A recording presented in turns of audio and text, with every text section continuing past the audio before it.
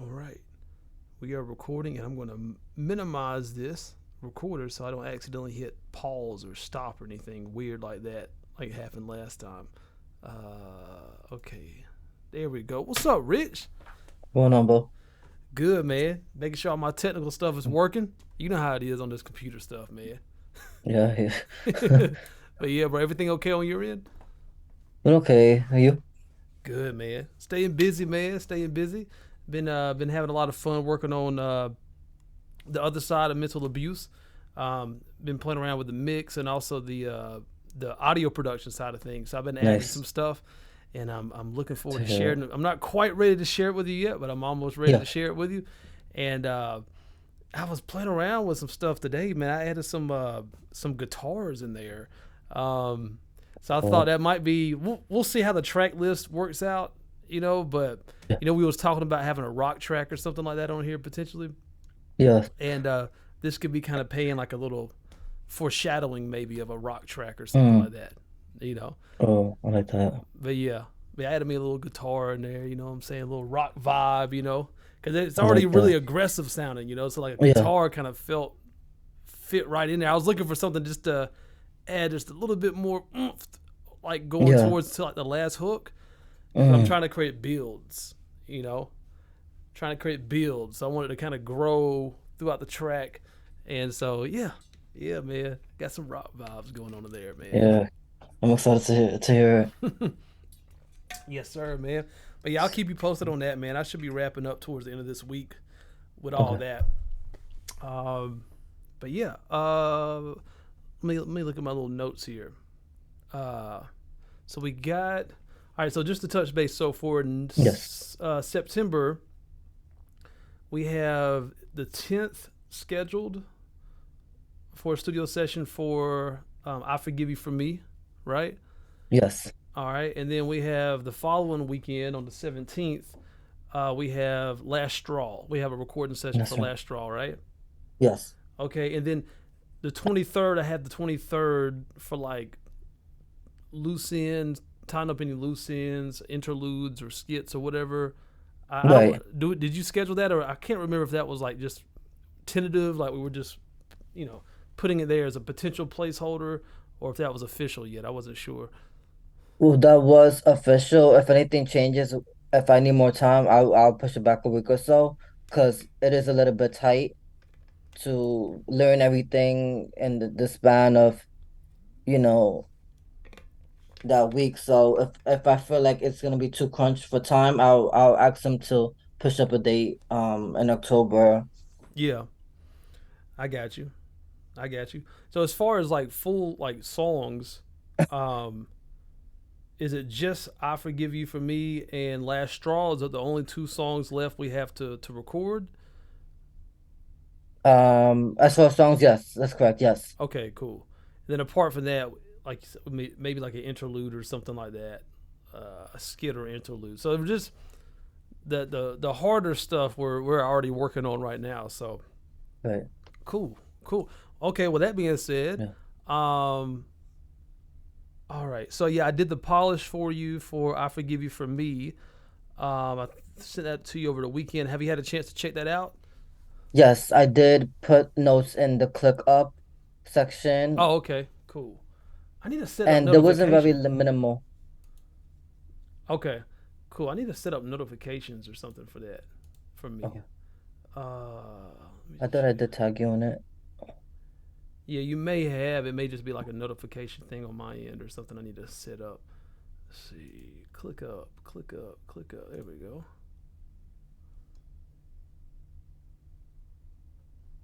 All right.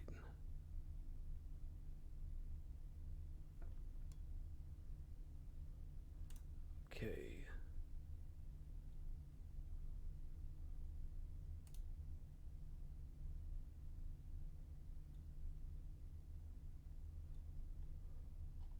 All right. I'm in there. I'm looking for the feedback. Was it just the part where you're saying So all I see right here: song is fleshed out lyrically, might alter a line, will re-demo as the delivery is quite strong, intense for the instrumental. Was that the feedback, or was there any more? No, it was actually like feedback on the actual vocal comp Oh, section. okay, okay. Let me see if I can find it. Do, do, do, do, do. Okay.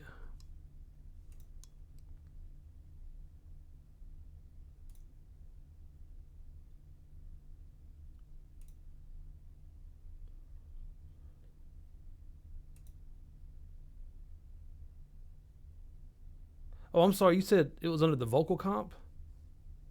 Vocal comps. Oh, okay. Well, so technically, it wouldn't. So I was asking for the polish and stuff I did for "I Forgive You for Is that Me." what- Oh, So that's what you meant, like as far as like if I have any feedback on that. yeah, yeah, just for like the Oh, polish okay, and stuff. okay. Oh, okay, I got you. I think I was doing it for Make Peace with My Past. I think that's why I got confused Oh because yeah, they're so yeah, similar in instrumentation. But yeah, I did have my notes here, and I was like perfect because I wanted to save it instead of an email because like you said, your reaction to things that you do, it's better to do it in person, so yeah. to speak. And like I was like, man, I was like fire. Like I was like, you should have seen my expression on my face. I was like, oh wow, like you really like. Woo. I was like, child. I'm like that bridge, that second verse. I'm like, Oh yeah, yeah, yeah, it's like, I'm like, wow. I'm like, I'm done.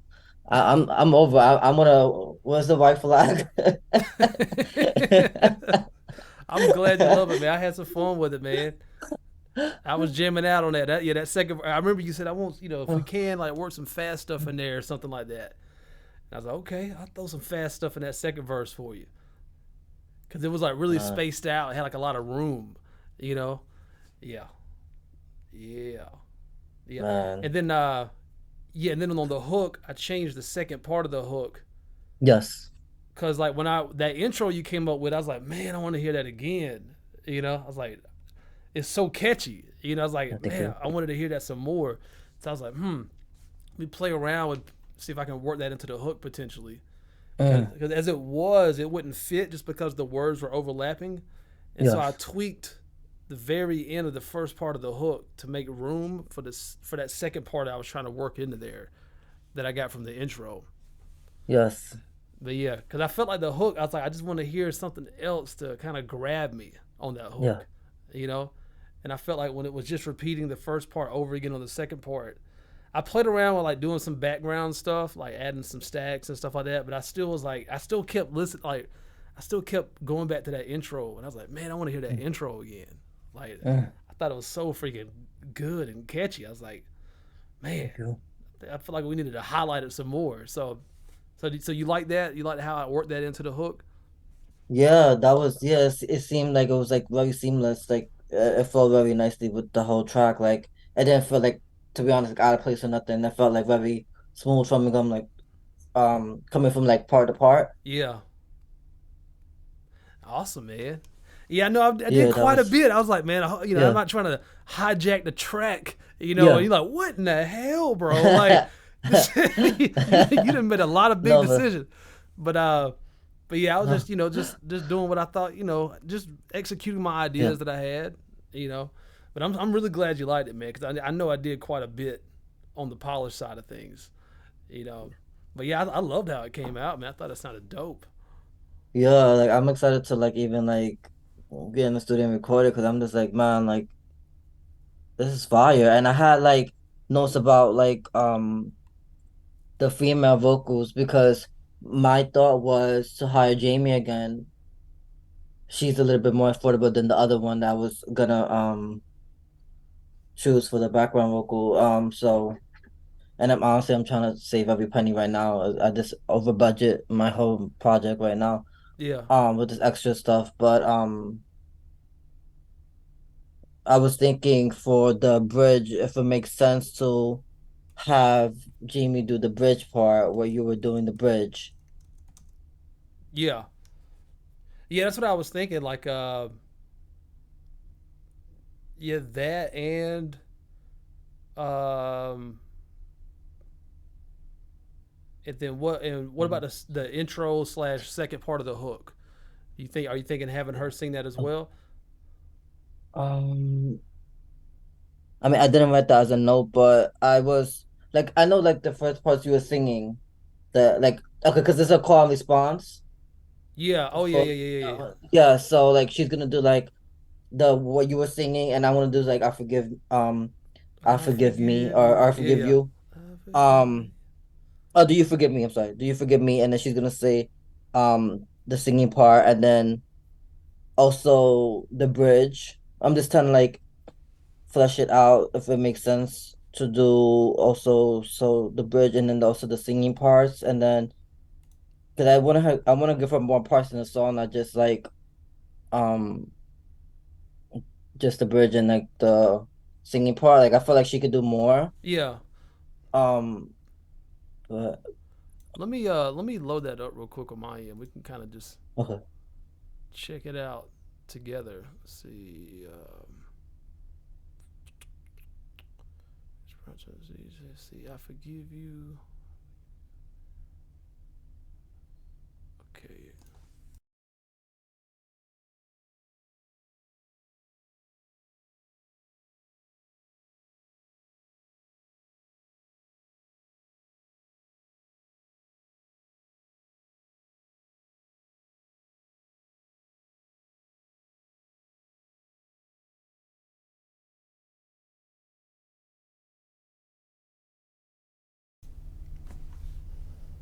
All right. Can you still hear me, Rich? Yes. Okay. All right, let me just double check some routing stuff. Uh, okay. All right. So everything's going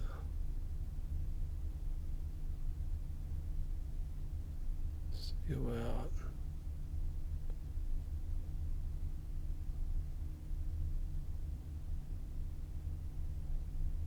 Okay.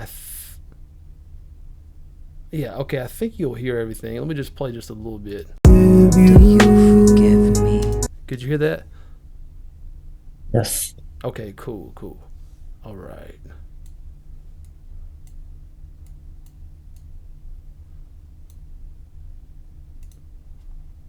All right. Just moving some things around here. Okay. And I'll share my screen with you so you can see what I got going on.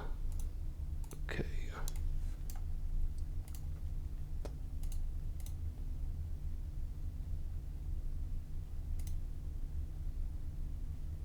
All right. You should see that now. Okay. All right. So you're saying you for sure want her on? Was it the bridge part? The bridge that you were singing. I mean, Okay. if she's comfortable with doing that, because I mean, um, yeah, I mean, I asked her. Let me check it out.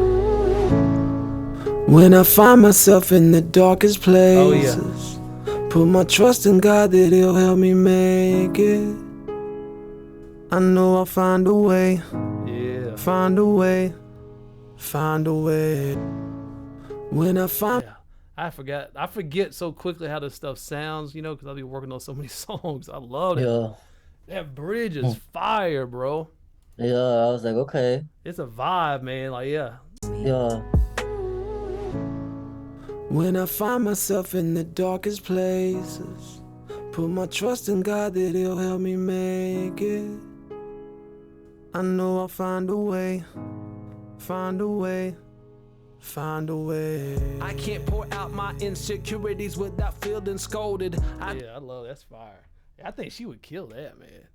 Yeah, okay. I just like to throw it out there because I just, you know, people very slope, like it's a slippery slope when it comes to like even like I had someone who I wanted to like do some edits for my um upcoming book as far as like, but she was like, oh, I can't because I'm basically, I'm mentioning God. So Oh, she said, gotcha. oh yeah, like no thank you, pretty much. I'm like, okay, cool. Like people have their preferences, whatever, but I just that's why I said if she wants to do it, fine. If not, I'll just figure it out. You know what I mean? Yeah, yeah, But I mean, I don't think it hurts to just ask. I mean, I'm pretty sure she'll do it. I yeah, don't see, I don't really see why she wouldn't. I mean, she's getting paid for it. I mean, yeah.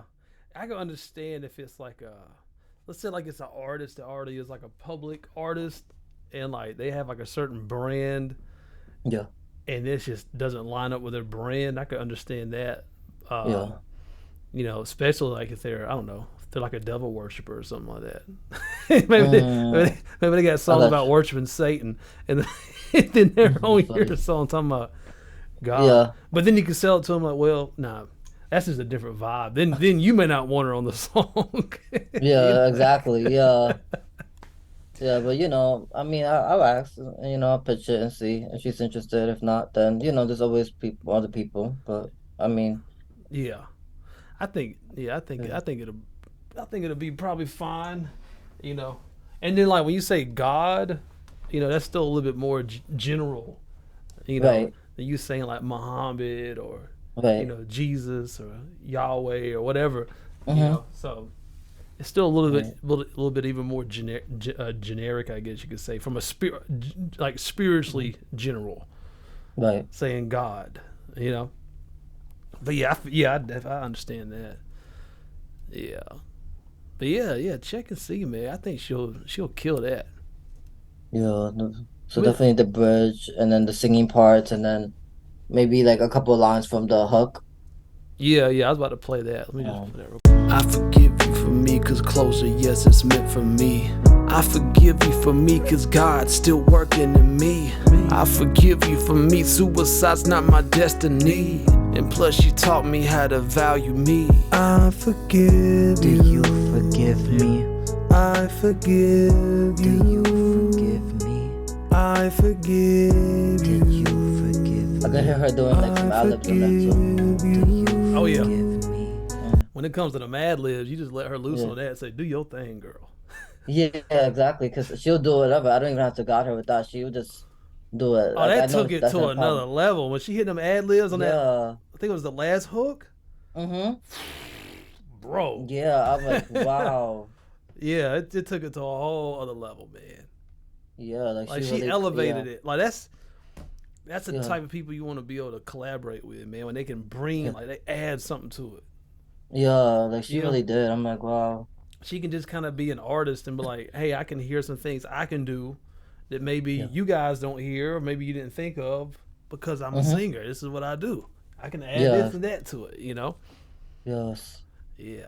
But yeah, I think that she'll definitely work. I think for the bridge and for that hook, and then and the second part of the hook is also that this part of the on the intro. I deserve peace is what I tell myself today. No. Do what Oh, holding. she could do Oh that. yeah, That the no. no, yeah, No. Yeah. No. Tell myself today. No. Do what holding baggage and holding on to shame. No. I forgive oh you. yeah, that song I'm sound not good, bro. victimized by I rage. forgive Do you. you forgive me? I forgive Do you you. forgive me? I forgive Did you you. forgive me? I forgive Do you you. forgive me? Yeah, Text you at 3:46. I can. yeah, that's gonna be fire, bro. I'm looking forward to hearing that. Yeah, okay, so I'll jot down my note on that.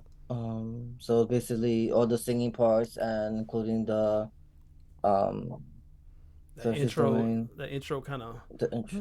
that humming kind of melodic part on the intro. I deserve peace is what I tell myself today. No. Do what holding baggage and And do you need me to kind of create some tracks for her like I did last time? Like maybe like an acapella instrumental version so she can have both parts like separate for like a oh reference. oh maybe right. Like I think that helped her a lot. Yeah. Yeah, I'm sure. Yeah. Yeah, I'm sure she Okay. appreciate it. Yeah, because that way she can just listen to Uh it and like, okay, and then mute the vocal, and then add her own vocal to it. yeah, okay. So she's I doing forgive you. like and then she's doing bridge. And so she's also doing parts for the verses, not the verses, I'm sorry, the bridge, I mean the hook, besides the I forgive you part. Oh, so you want her doing some of the first Let me half? see. I'm thinking if she should do it or not. I mean, I feel like the other stuff I know I think that's more than enough. I think. Let me check out this first I part. forgive you for me, cause closure, yes, it's meant for me. I forgive you for me, cause God's still working in me. I forgive you for me, suicide's not my destiny. And plus, you taught me how to value me. You know, we could potentially put that hum from the intro right there. This part right Myself today. No. Do what holding. or something like a harmony or something behind that first part. Fire expecting me back. I forgive you for me, cause closure, yes, it's meant for me. I forgive you for me, cause God's still working in me. I forgive you for me, suicide's not my destiny. And plus, you taught me how to value me. I forgive Do you forgive me? I forgive. I'm gonna see if I can grab that little bit of a harmony on the beginning. Myself today. No. Do what holding. It's like as a placeholder. Let's see if that could potentially work. Myself today. No. I feel like the part that's kind of spoken word. Probably feel like it'd be better for you to do that part, Yeah. and then have her do like if you wanted her on that first half of the hook, maybe like a harmony or something in the back could like add a nice little blanket of goodness to it. Let's see. Yeah, that sounds good. Second B. Hook. Closure, yes, it's meant. Forgive you for me, cause closure, yes, it's meant. Holding you to the Fire expecting me back. I yes, it's meant. Expecting me back. I forgive you for me, cause closure, yes, it's meant for me. Expecting me back. I forgive. Expecting me back. I forgive you for me. No, it may just be easier for me just to record something real quick.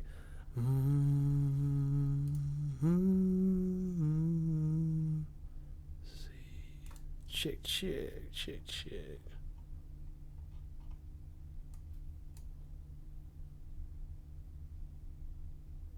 Hook, hold, polish, record. Check. Here we go.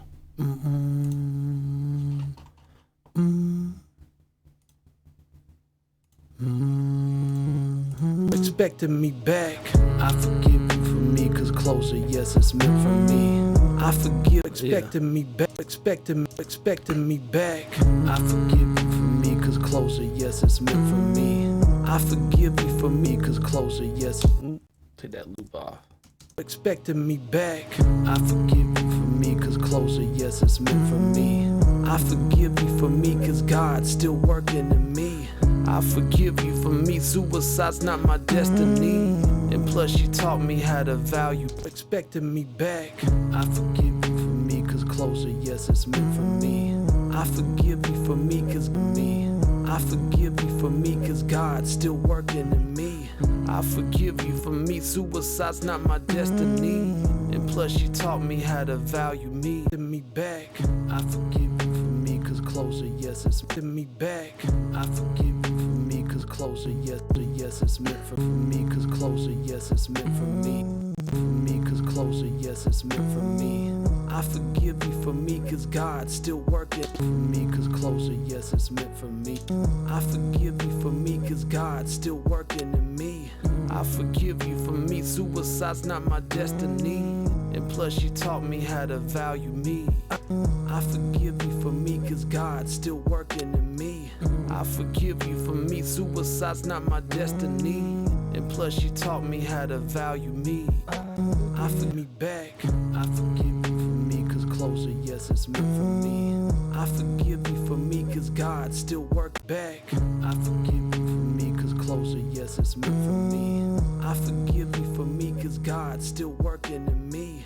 I forgive you for me, suicide's not my me. I forgive you for me, suicide's not my. God's still working in me. I forgive you for me, suicide's not my destiny. And plus you talk, God's still working in me. I forgive you for me, suicide's not my destiny.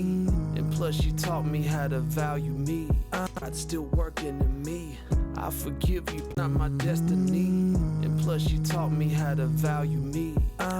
Not my destiny. And plus you taught me how to value me. Back, I forgive you for me, cause closure, yes, it's meant for me. I forgive you for me, cause God's still working in me. I forgive you for me, suicide's not my destiny. And plus you taught me how to value me. Yeah, like something like that. Yeah, that's like a layer.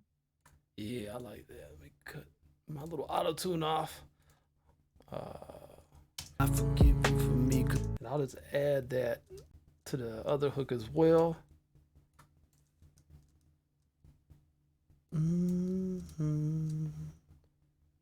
Okay. me. I forgive you for me, suicide's not my destiny. And plus you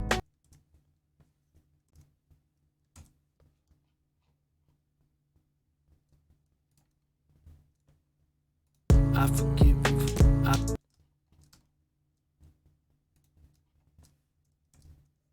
I forgive you. And how to love you harder. I forgive you for me, cause closure, yes, it's meant for me. I forgive you for me, cause God's still working in me. I forgive, and plus you taught me how to value me. I forgive Do you forgive Oh, I love me? how this ends too. That's another thing I forgot. I love how it rides out like I this. forgive Do you. you forgive me? I forgive Do you. you forgive me? I forgive Did you forgive me? I forgive Do you forgive me? I love that. Mm.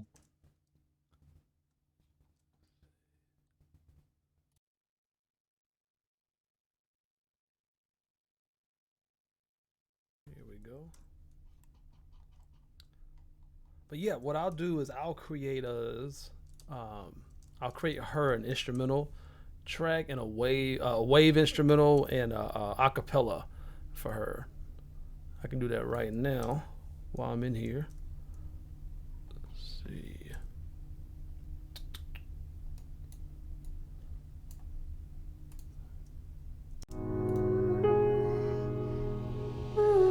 Holding on to baggage, holding on to pain. Okay. It's another one of them little features I love about Reaper. Is I can easily create multiple versions of something Nice. and export it all out all at one time without having to do it individually. Oh wow. That's a little game changer for me. I used to have to do it especially like when I'm doing mixes. Like I want to create an Yeah. instrumental mix, an acapella mix, a normal version of the mix, and then like a show version of the mix. Yeah. I used to have to do all of them individually. Then I'd have to do them like MP3 and Wave, because I try to provide both of those versions. Yes. And you can do all of that all at one time in Reaper. I love it. That's sweet. Yeah, I'm about to do it right now. Check this out. So I'm gonna create a acapella version. So to do that, I just mute the instrumental right here. Cause I'm not All right, I hit F1. We'll call this "I Forgive You for Me" acapella riff, and we're gonna say time selection. We'll make this a wave. I just hit add to render queue, and then I'll do the opposite of that, and I will solo the instrumental like this. I'm about to cut out, so you won't hear me talking right now while I do this part. And then I'll also put the tempo and the key of the song, which no one does. I wish everyone did that when they submit me stuff, but it's needed. It's helpful. She will appreciate it. So I will solo this. Let's see.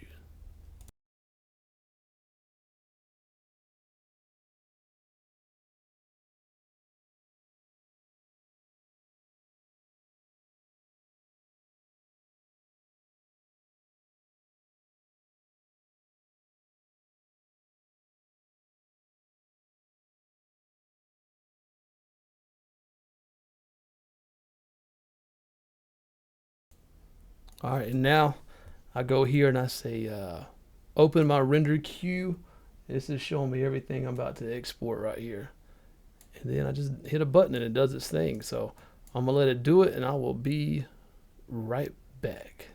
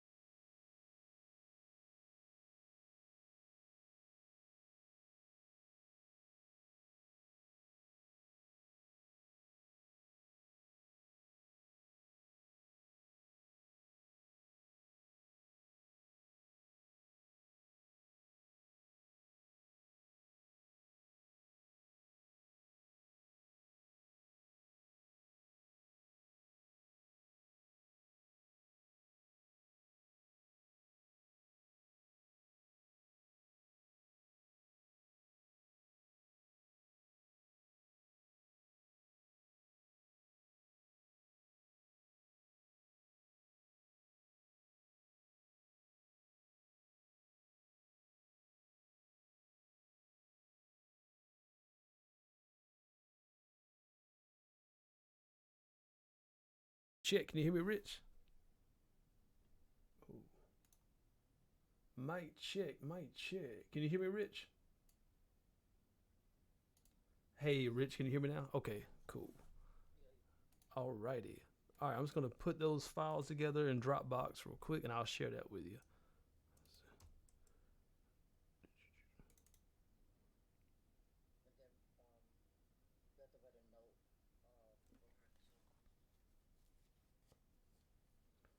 For the parts that you want for her to sing and stuff like that.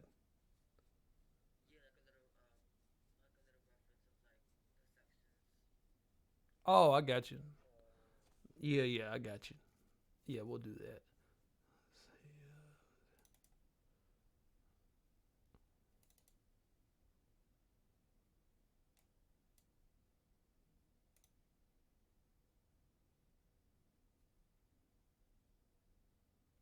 Okay.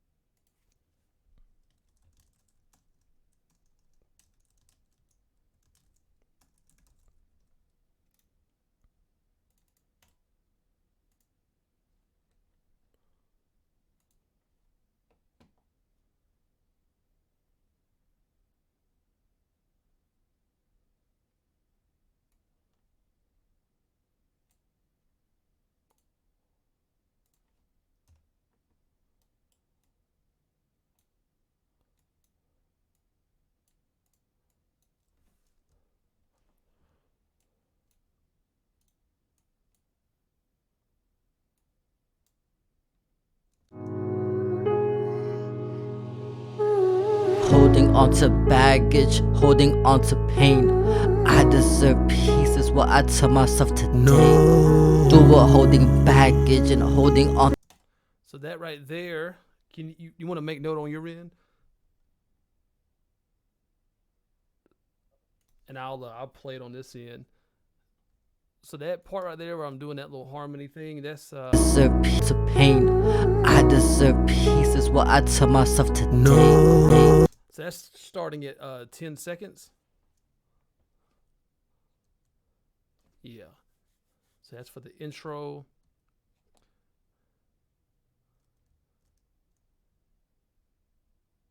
And then actually let me just I forgive you. I'm just gonna jump back into the project so I can just see the. I forgive you. Here we go. All right, so yeah, that's just the intro part, and then the hook. This will be at For me, cause close. I forgive fire expecting me back. I forgive you for me, cause close. This will be at 1:35, minute 35. That's for that first part of the hook. Me back. I forgive you. Forgive me. To me back. I forgive you for me, cause closer, yes, it's meant for me. I forgive you for me, cause God. And then the second part of the hook. Taught me how to value me. I forgive you. The I forgive you. Taught me how to value me. That's starting at 1:49.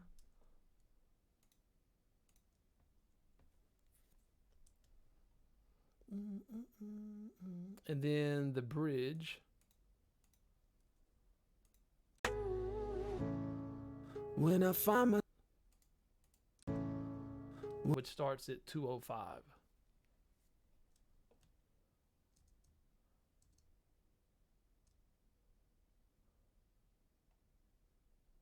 value me, I forgive you. You forgive me. And I think that should be it.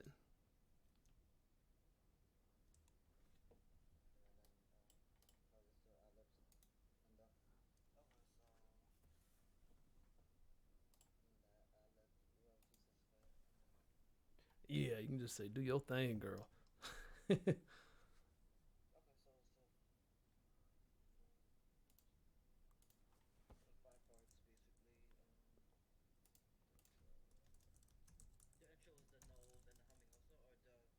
Yeah, yeah.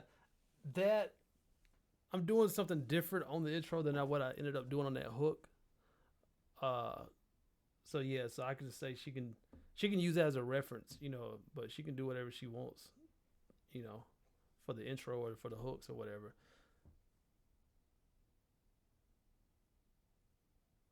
Let's see.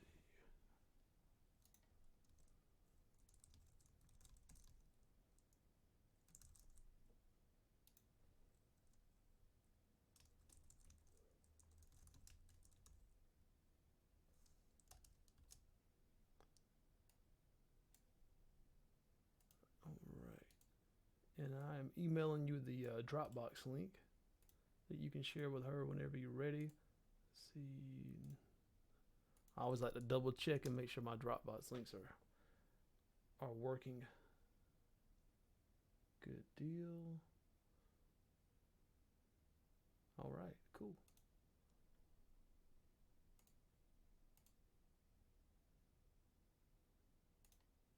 All right.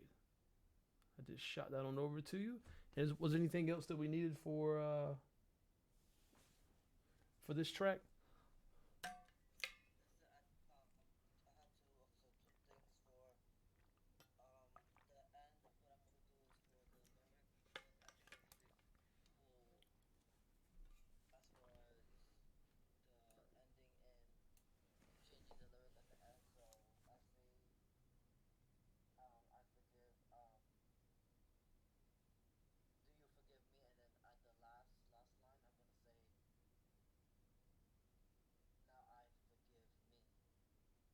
Oh, okay.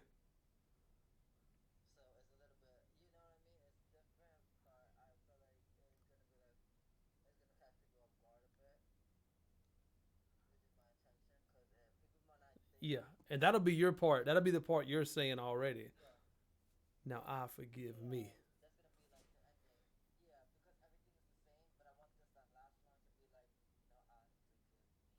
Yeah.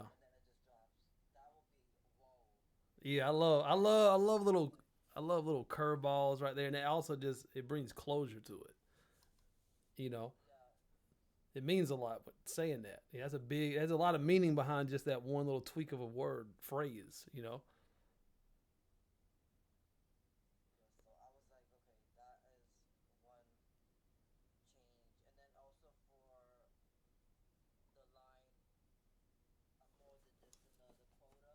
Yeah,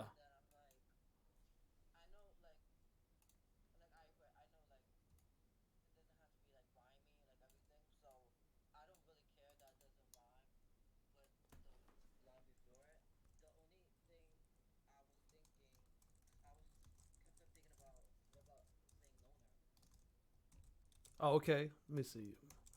I'm just making a little note about the lyric change at the end.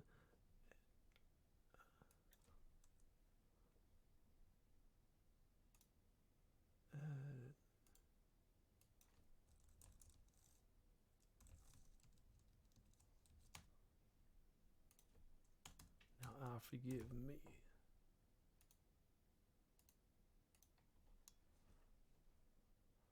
All right, all right. And you were talking about just another quota. Securities without feeling scolded.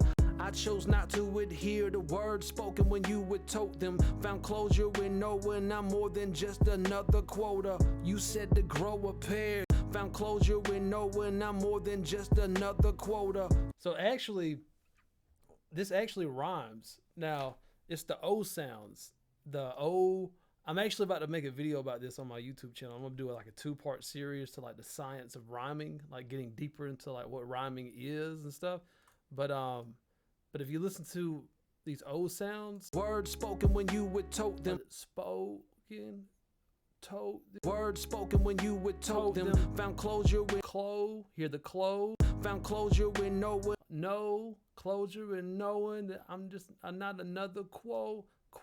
That O sound on quota is what rhymes. Found closure with knowing I'm more than just another quota.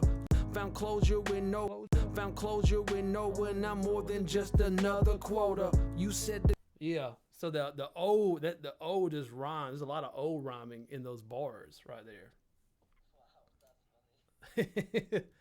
Yeah, and then the rhyming can be like a very obvious thing, or it can be like a subtle thing. Like, so technically, what rhyming is when we're using a sound or multiple sounds that are on like the second half of a word.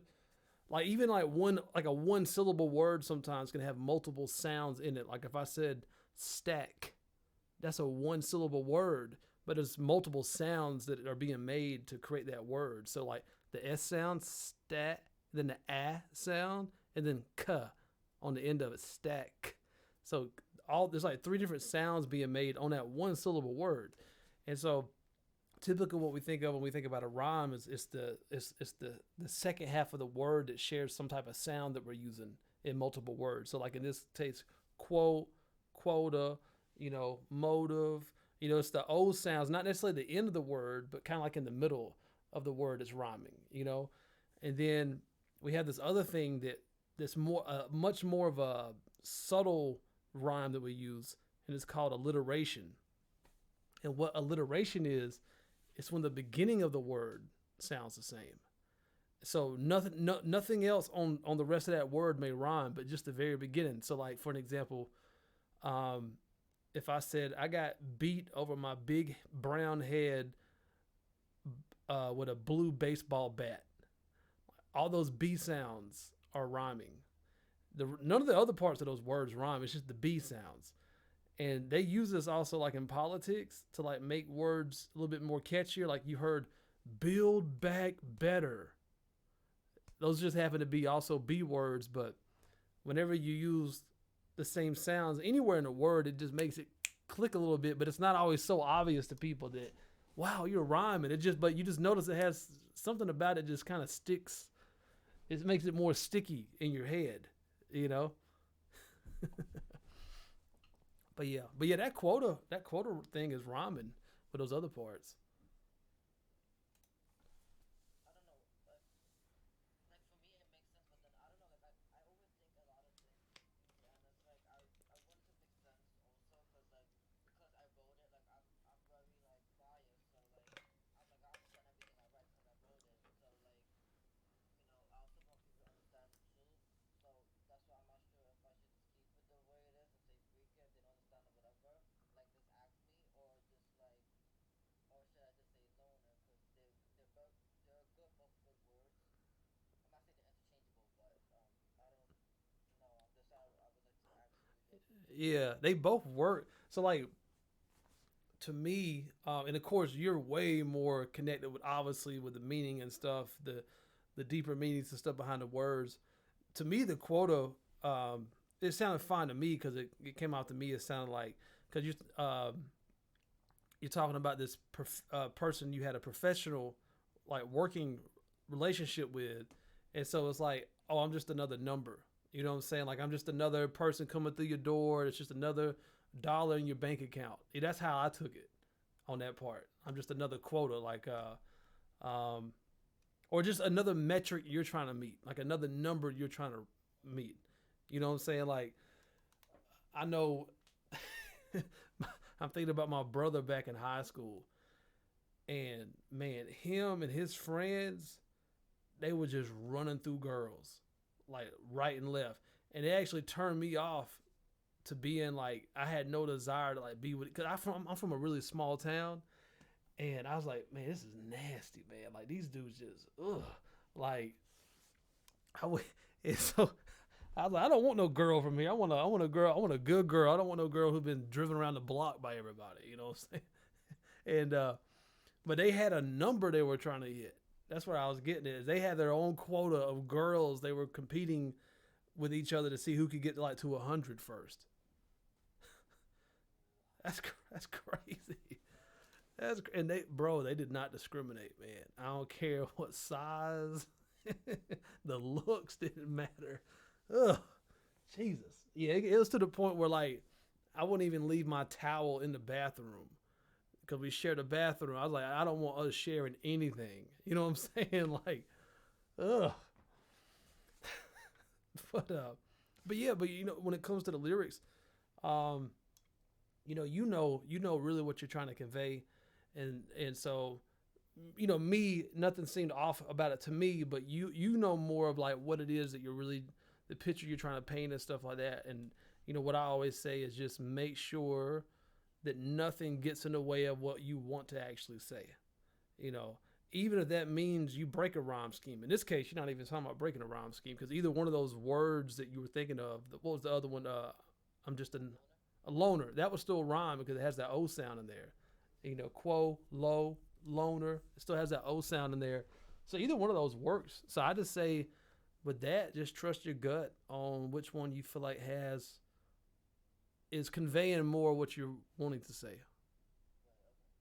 You know what I'm saying?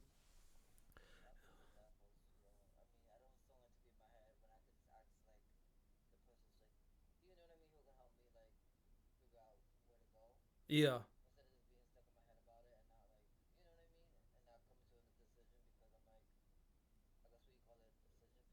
Yeah. Oh yeah. Paralysis by analysis.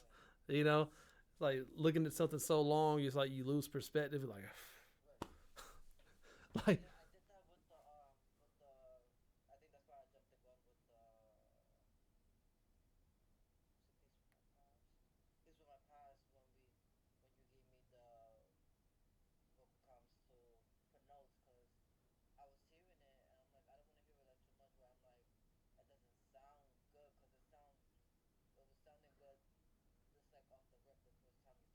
yeah.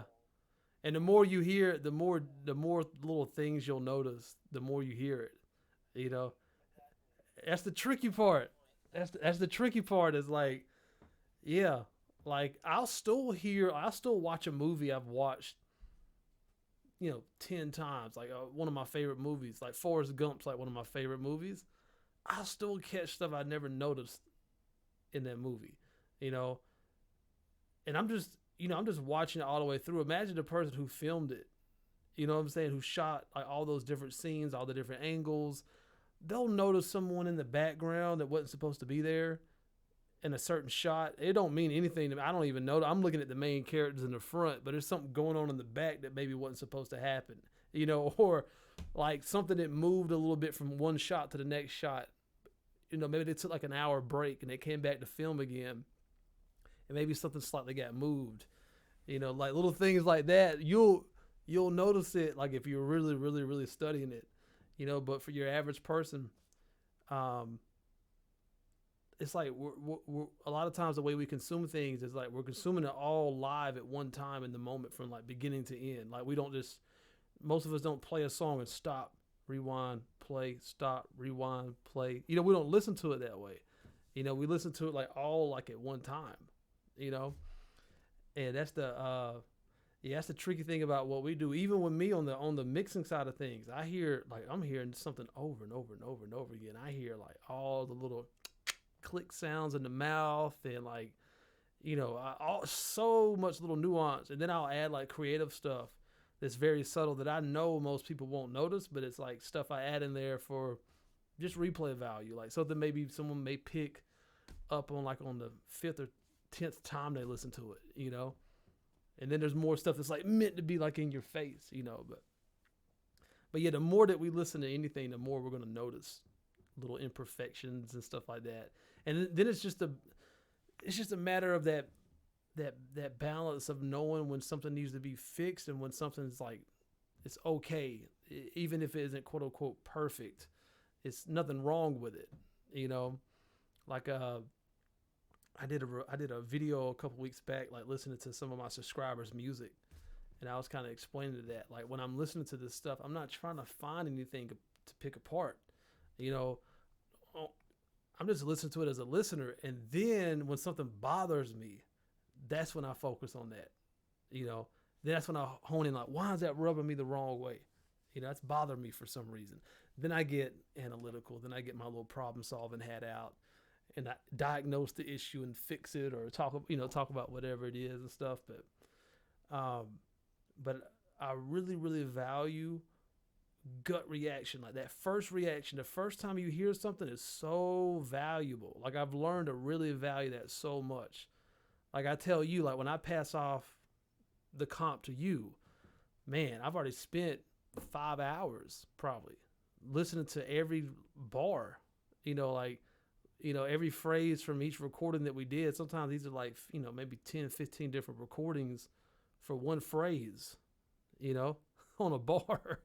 And so I've gone through the whole track like that. And then that's why I tell you, like, I value your fresh ears so much, because you have something I no longer have when I pass it off to you. Is like that fresh perspective. Now you listen to it for the first time and tell me what you feel, and then as you do that, I'm gonna give my ears a little bit of a break. And then when I listen to it again, it'll be fresh. Even like I Forgive You for Me, like listen to that bridge and all that stuff. It was like new to me again because I forgot how it sounded. Because I haven't listened to it in some days now, a few days. And now it's coming back to me. It's in my head now. It's actually stuck in my head now. But but yeah, the ears, man, it's funny, bro. Like it's funny. The more you look at something, the more you're gonna notice it. It's just knowing that balance, like just knowing like when something still needs to be fixed and when it's like it's all right, it's not a big deal. No one's gonna notice that. But yeah, but oh yeah. So before we move on from this track, so what are you thinking for the quota part? You thinking you want to change, keep it? Okay.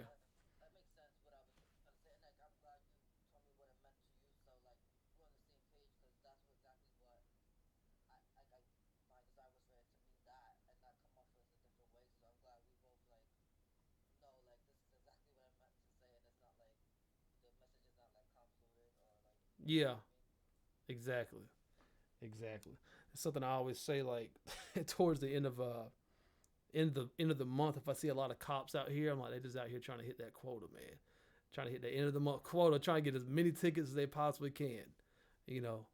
And out here in the country, it's different than New York. Like you guys actually got like for real crime and stuff happening. Like out here they just sitting in parking lots. You know?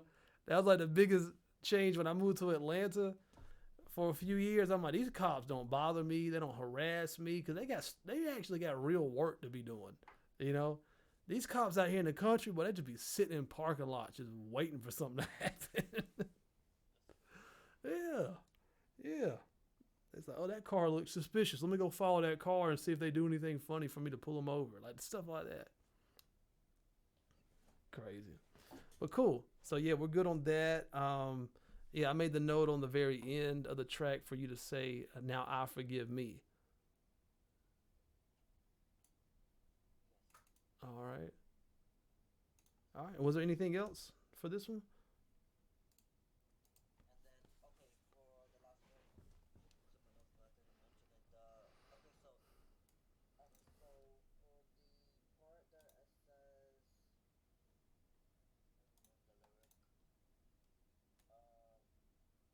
I'm sorry that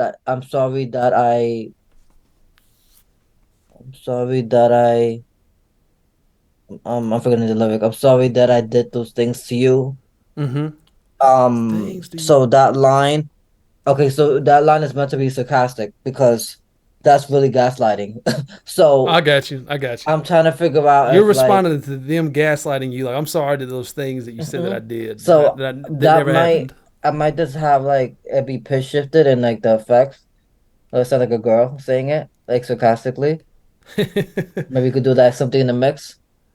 Okay. Let me see. Sorry that I did those things to you. Let me play that. What is that? Is that the second verse or the first verse? The second. Second verse. Okay, let me see. I told you I won't be stupid. Hear the words spoken when I'm more than just another quota. You said to grow up, reclaim my power, crown myself the king. To see you as hope remains, as I made amends. I'm sorry that you felt like I did Yes. All those things. I'm sorry that you felt like I did all of those things to you. I chose to let go because I'm done confiding in you. Oh yeah, Mental I'm sorry cage. because I had like so many notes I didn't even write down. Because it was in my head. Instead of the lyric was changed, so it's like I'm done. Instead of confiding, I'm done playing gaslight with you. Okay, I'm done playing gaslight with you. All of those things to you. I chose to let go because I'm done confiding in you. Chose to let go because I'm done. Chose to let go because I'm done. Chose to let go because I'm done confiding in you. Playing gaslight with you. Let me make a note of that. Playing Or gaslight. maybe we could put, I mean, depending on how the flow is, we could say gaslighting with you. I don't know. Yeah, it should work. That sounds. Let's see.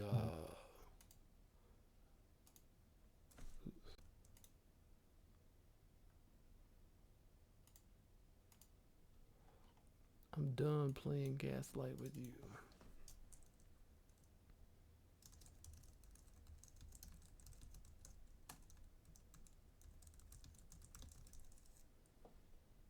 I'm done playing gaslight with. I'm done playing gaslight with you. I'm done. All of those things to you.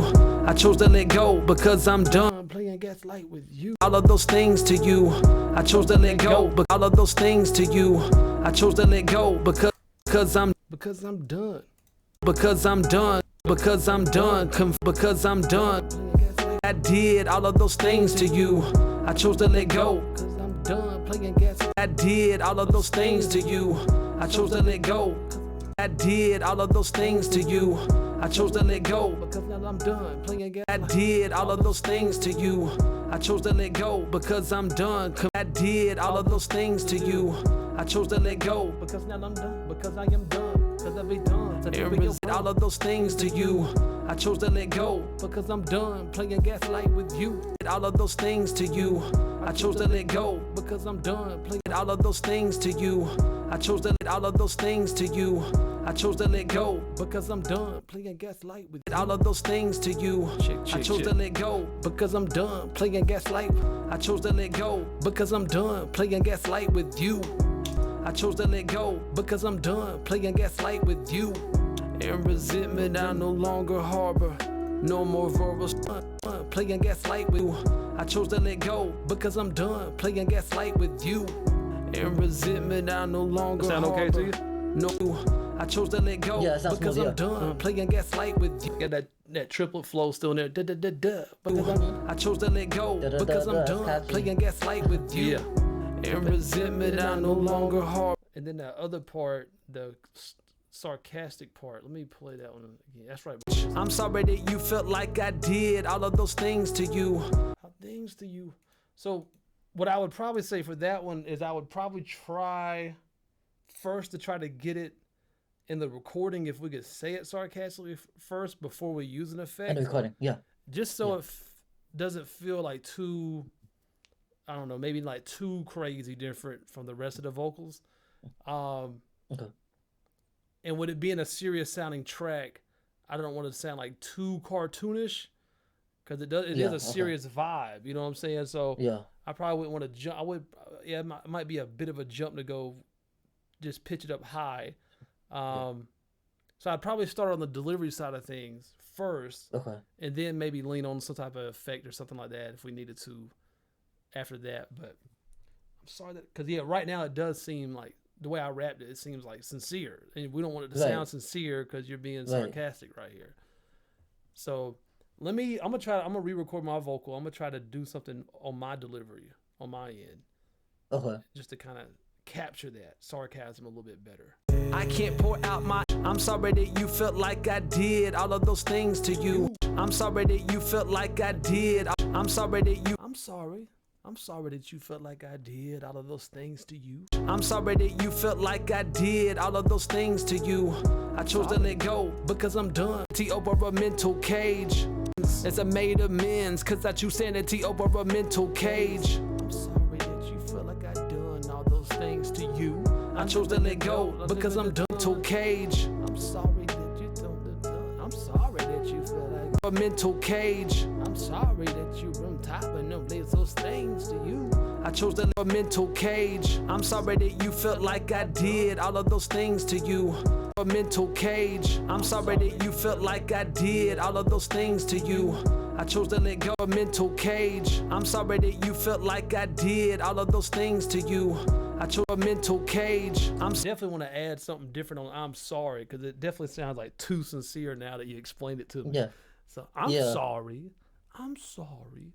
You know, like I'm sorry. A mental cage. I'm sorry that you felt like I did all of things to you. A mental cage. I'm sorry that you felt like I did all of those things to you. A mental cage. I'm sorry that you felt like I did all those things to you. A mental cage. I'm sorry that you felt like I did all those things to you. A mental cage. I'm sorry that you felt like I did all those things to you. I chose a mental cage. I'm sorry that you felt like I did all those things to you. I chose to let go because I'm done playing gaslight with you. A mental cage. I'm sorry that you felt like I did all those things to you. A mental cage. I'm sorry that you felt like I did all those things to you. A mental cage. I'm all those things to you. A mental cage. I'm sorry that you felt like I did all those things to you. I chose to let go because I'm done. A mental cage. I'm sorry that you felt like I did all those things to you. A mental cage. I'm sorry. Jimmy the Papa did your things to you. A mental cage. A mental cage. I'm sorry that you feel like I did all those things to you. I chose to let go. That might be that's funny. Yeah, that might be pushing it a little bit too much, but yeah, I'm going for that, or like sarcasm, kind of poking fun at. Yeah. That's cool. Like, I don't even mind if it stand out a little bit. That's cool. Because it really is like what it is. Like it really like you said, like because you didn't know the context, it sounded sincere. Yeah. Because of the lyric, because it's a real situation that I was told to me. I feel like that delivery, it works, honestly. Okay. Well, I can play with that for real. I'm just over here scatting with delivery, just playing around with all these different emotions and stuff like that, trying to dial it in. In the studio, you may have to like pretend like, oh, I'm sorry. The physical, the body language has a lot to do with the voice. Like if you ever see people act stuff out, like in these Pixar movies, they're like really in it. Like body is into it, everything. They're fully into the whole thing, and it really connects. It all connects. So yeah, I'll play around with that. That's cool. Yeah, I like it. Cool. I'll definitely put something down with that. Let's see here. Amends, cause I choose sanity over a mental cage. I'm sorry I didn't open all them things for you. I chose to let go because I'm done playing gaslight with you. And resentment I no longer harbor. No more verbal slaughter. Now I'm amends cause I choose sanity over a mental cage. I'm sorry I didn't do no doing all them things for you. I chose to let I'm sorry that you felt like I did all of those things to you. I'm sorry that you felt like I did. I'm sorry that you felt like I did. What I may do is I may change the lyrics a little bit right here so it's not as fast, so I can kind of drag it out a little bit more. I'm sorry you felt like I did all those things to you. Like, Oh, I like that. you know, I'm sorry that you felt. Yes, I'm sorry that I'm sorry you felt like I did all those things to you. Y'all probably say that. I'm sorry that you felt like I did. I'm sorry. I'm sorry that. Got you sanity over a mental cage. I'm sorry you felt like I did all those things to you. I chose to let you sanity over a mental cage. I'm sorry you felt like I did all those things to you. I chose to let you sanity over a mental cage. I'm sorry you felt like I did all those things to you. I chose to let you sanity over a mental cage. I'm sorry you felt like I did all those things to you. I chose to let go because I'm done playing gaslight with you. T over a mental cage. I'm sorry you felt like I did all those things to you. I chose to let go. T over a mental cage. I'm sorry you felt like I did all those things to you. I chose to let go because I'm done playing gaslight with you. I chose to let go because I did all those things to you. I chose to let go because I'm done playing gas you. I chose to let go because, and I'd probably even animate that little part that comes after it a little bit more to kind of play off of it. I chose to let go to did all those things to you. I chose to let go because I'm done playing gaslight with you. Cause I'm did all those things to you. I chose to let go because I'm done playing gaslight with you. Did all those things to you. I chose to let go because I'm done. Did all those things to you. I chose to let go because I'm done playing gaslight with you. Did all those things to you. I chose to let go because I'm done playing gaslight with you. And resentment I no longer harbor. No more verbal slaughter. Now I'm learning how to love you harder. I forgive you to you. I chose to let go because I'm done playing gaslight with you. And resentment I no longer harbor. No more verbal slaughter. Now I'm learning how to love you harder. I forgive you for me cause closer, yes, it's me for me. I chose to let go because I'm done playing gaslight with you. And resentment I no longer harbor. No more verbal slaughter. Now I'm learning I did all those things to you. I go because I'm done playing gaslight with you. I'm sorry you felt like I did all those things to you. I'm really done, trippily blunt, tapping your brains too. You felt like I did all those things to you. I chose to let go cause I'm done playing gaslight with you. You felt like I did all those things to you. I chose to let go cause I am done playing gaslight with you. You felt like I did all those things to you. I chose to let go. I'm done playing gaslight with you. And you, I chose to let go because I'm done playing because I am done. And resentment I no longer harbor. Done playing gaslight with you. I chose to let go because I'm done playing gaslight with you. I chose to let go because I'm done. Did all those things to you. I chose to let go cause I am done. Did all those things to you because I am done. Did all those things to you because I am done. Living the blunt, playing gaslight with you. Did all those things to you. I chose to let go. Did all those things to you. I chose to let go because I'm done playing gaslight with you. Did all those things to you. I chose to let go. Did all those things to you. I chose to let go because I'm done. Did all those things to you. I chose to let go because I'm done. Did all those things to you. I chose to let go because I'm done playing gaslight with you. Did all those things to you. I chose to let go because I'm done playing gaslight with you. And resentment did all those things to you. I chose to let go because I'm done playing gaslight. Did all those things to you. I chose to let go because I'm done playing gaslight with you. Did all those things to you. I chose to let go because I'm done playing gaslight with you. And resentment I no longer harbor. No more verbal slaughter. Now I'm learning how to let go because I'm done like I did all those things to you. Told cage. I'm sorry you felt like I did all those things to you. I chose to let go because I'm done playing gaslight with you. And resentment I no longer harbor. Felt like I did all those things to you. I chose to let go because I'm done playing gaslight with you. Felt like I did all those things to you. I chose to let go because I'm done playing. Did all those things to you. I chose to let go because I'm done playing gaslight with you. Did all those things to you.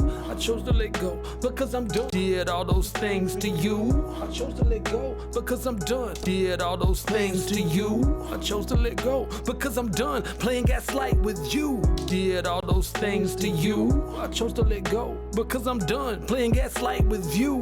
Did all those things to you. I chose to let go. Sorry, you felt like I did all those things to you.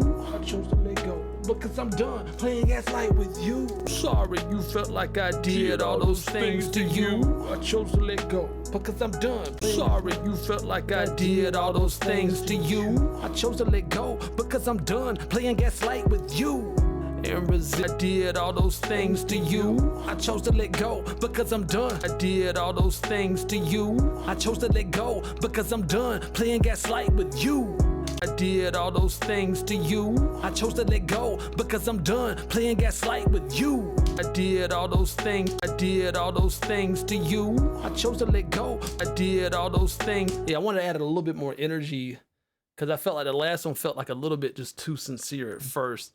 So I just want to bring a little bit more energy out to make it feel a little bit better for what we're going for. Did all those things to you. I chose to let go because I'm done playing gaslight with you. And resentment I no longer harbor. No more verbal slaughter. Now I'm learning how to love you harder. I forgive you for me cause closer, yes, it's meant for me. I forgive you for things to you. I chose to let go because I'm done. Oh, Cage, I'm sorry you felt like I did all those things to you. I chose to let go because I'm done playing gaslight with you. And resentment I no longer harbor.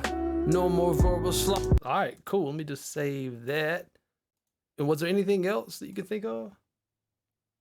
That's all for that one. All right.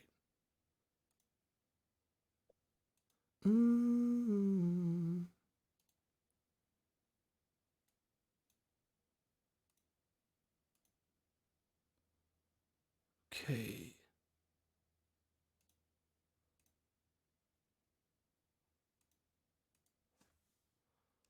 All right. Okay, and let's see here. So game plan. So I know we got a well you kind of give me an idea, so you've already gone through all the vocal comps and stuff. Is there a good about a good amount of stuff that we need to tweak on the comps on I Made Peace? Not really. It was only a couple of stuff. Mostly intro, I believe, and verse. But other than that, I think it was it. Okay.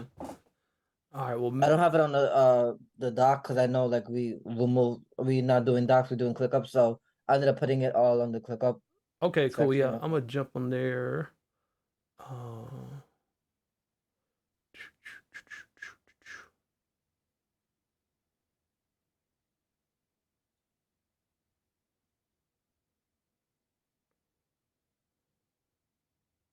all right. So click up studio prep vocal promise studio.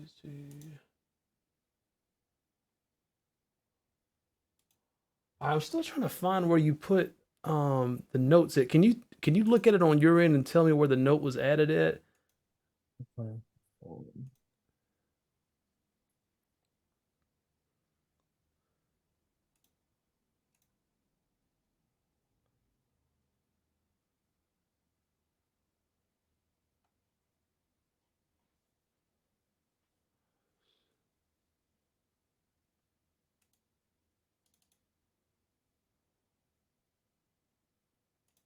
Oh, I see a mention on vocal comp revisions. Oh, there it is. Oh, okay. Gotcha. Okay. I found it.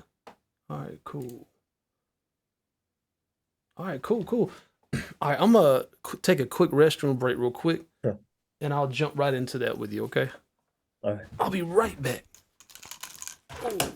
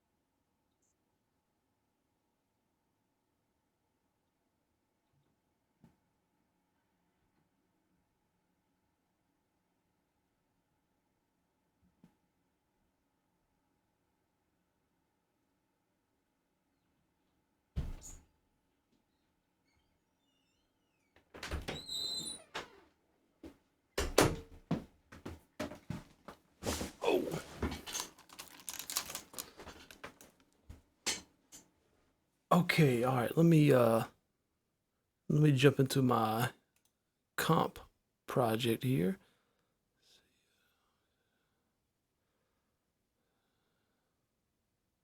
Okay.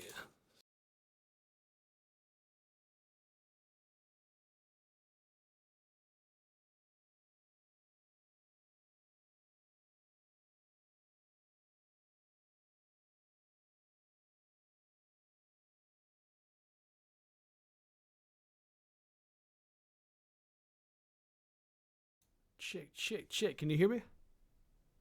Yes, sir. All right, cool. All right.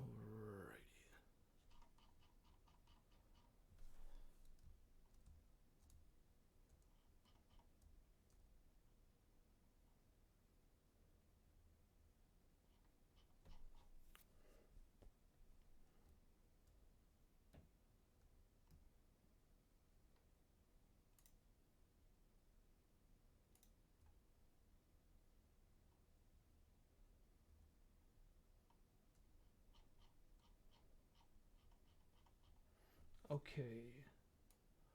All right, let's see. Intro. All right, so the first one is intros.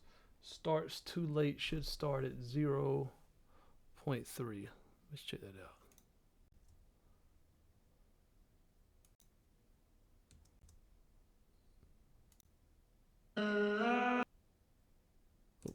Take that off. Forgiving you.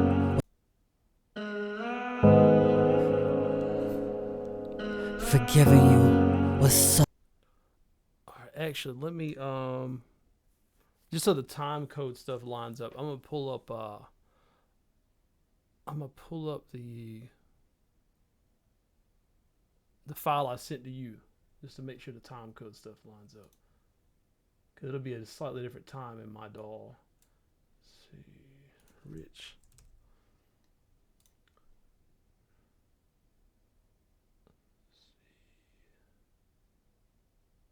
All right, I made peace with my past.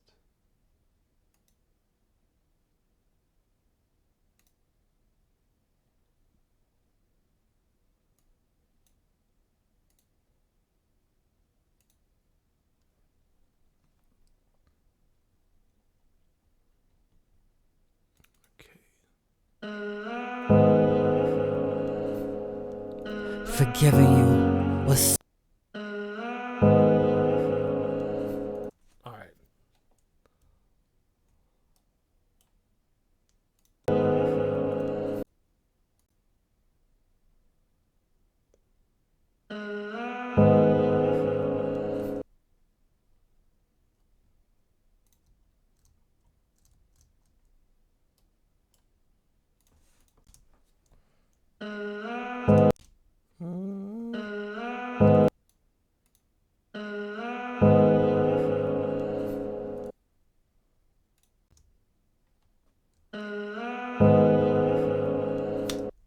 About right there.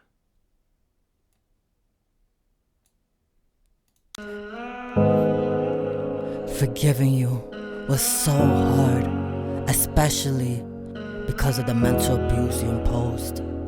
And I soon realized that if I kept holding you hostage in my head, how could I ever find inner healing for my present and for my future? That was that double and thing I thought I remembered hearing. Let me go ahead and take that out.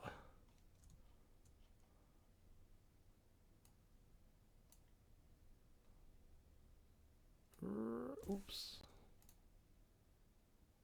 All right, so we'll first make sure we got the timing of it good. Then we'll dial anything. Healing, present, and for my future. And for my future. Present, for my future. Present, and for my future.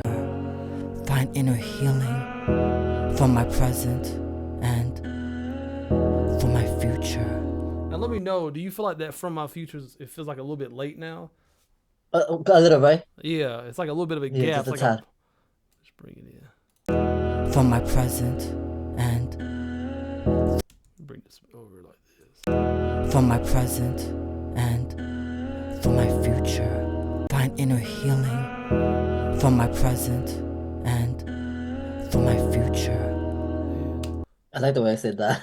You like that? Yeah. Find inner healing for my present and for my future. I may ever. And stuff like this, it's always good to kind of go back a little bit and just kind of play a little bit leading into it, so you get a sense of the overall just vibe of everything. You know, it kind of goes back to what I was saying earlier. You know, about when we focus too small on something, you can kind of lose perspective of it. So like going back and just play it for a second, you know, and just let it kind of roll into it and see how it feels. And I soon realized that if I kept holding you hostage in my head, how could I ever find inner healing for my present and for my future? I made peace with my past. I made peace with my past. How did that feel to you? Mood. Yeah, I thought it sounded good. All right, now let's double check the intro part. I moved it to, I'm pretty sure where you were saying to, but let's just double check that. Forgiving you was so hard, especially because of the mental abuse you imposed. And I soon realized that if I kept holding you hostage in my head, how could I ever find inner healing for my present and for my future? I made peace with my past. All right, what do you think about that? That sounds good, the way it is. Okay, cool. Alrighty. Just making little notes here, so we got that done. Okay, especially, we'll look at that. Let me also double check my little recording audio over here when I jump into one project and another. Say something for me real quick, Rich. Mic check. All right, we're good. Mic. We're good. Okay, cool. Alrighty. Okay. And then take, okay, at 09. Mental abuse you impose, especially because of the hard, especially. Okay, especially.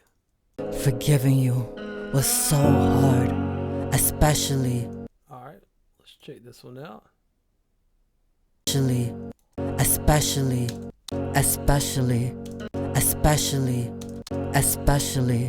And you just let me know. I'm going to put you on my screen over here so I can see you. And I'll just go through these and we'll see if there's one that just pops out to you. Okay. Especially. Like that one? Okay. Especially. All right, that's take 3. Let me move that one up to the top. Let me see. Take top. There we go. All right, move that one up to the top. Any ones that you like, I'm just going to shoot them up to the top, and then we'll have a shootout with your favorite ones. All right, so.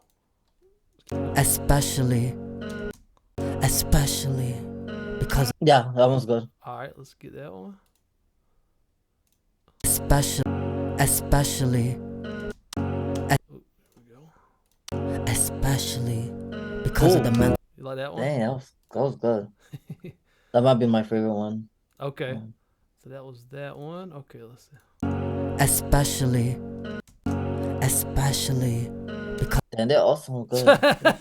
It's a good problem to have. It's awesome. We want these type of problems. That one was good too. Dang. It was doing good in the studio, man. Like I said, I'm being greedy. You know what I'm saying? I told you I'm being greedy, bro. Like, but I'd rather have too much than not enough, you know? I know that's true. Yeah. All right, so we'll put that one up to the top. That's take 6. All right, let's go back to take 6. Especially.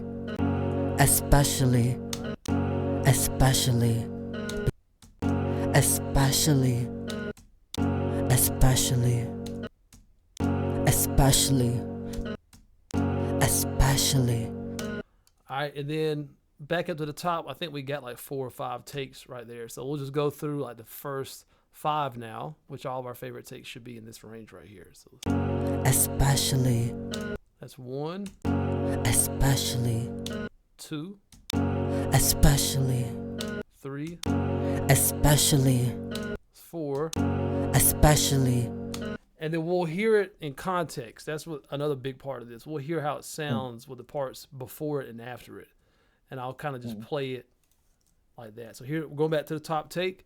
giving you, Play it from forgiving you was so hard, especially because of the mental abuse you imposed. All right, here's take 2. Forgiving you was so hard, especially because of the mental abuse you imposed. All right, take 2. Here's 3. Forgiving you was so hard, especially because of the mental abuse you imposed. And Here's 4. forgiving you was so hard, especially because of the mental abuse you imposed. And I think that was the last one. I'll play this last. I don't think this is one of them, but let me just double check. Forgiving you was so hard, especially because of the mental abuse you imposed. So any one of them stick out to you in particular? Those. Dose, yeah, 2 and 3. 2 and 3 were Yeah. ones I was taking note of. Let's take it. Forgiving you was so hard, especially because of the mental abuse you imposed. And I soon You vibing with that one? That one is smooth. All right, let's keep it. forgiving you was so hard, especially because of the mental abuse you imposed. All right. We make a note of that. Just updating our little ClickUp notes here for everything that we have done. Okay. All right, and then, oh yeah, you made a note of the intro, the 2 ands. So I already took care of that.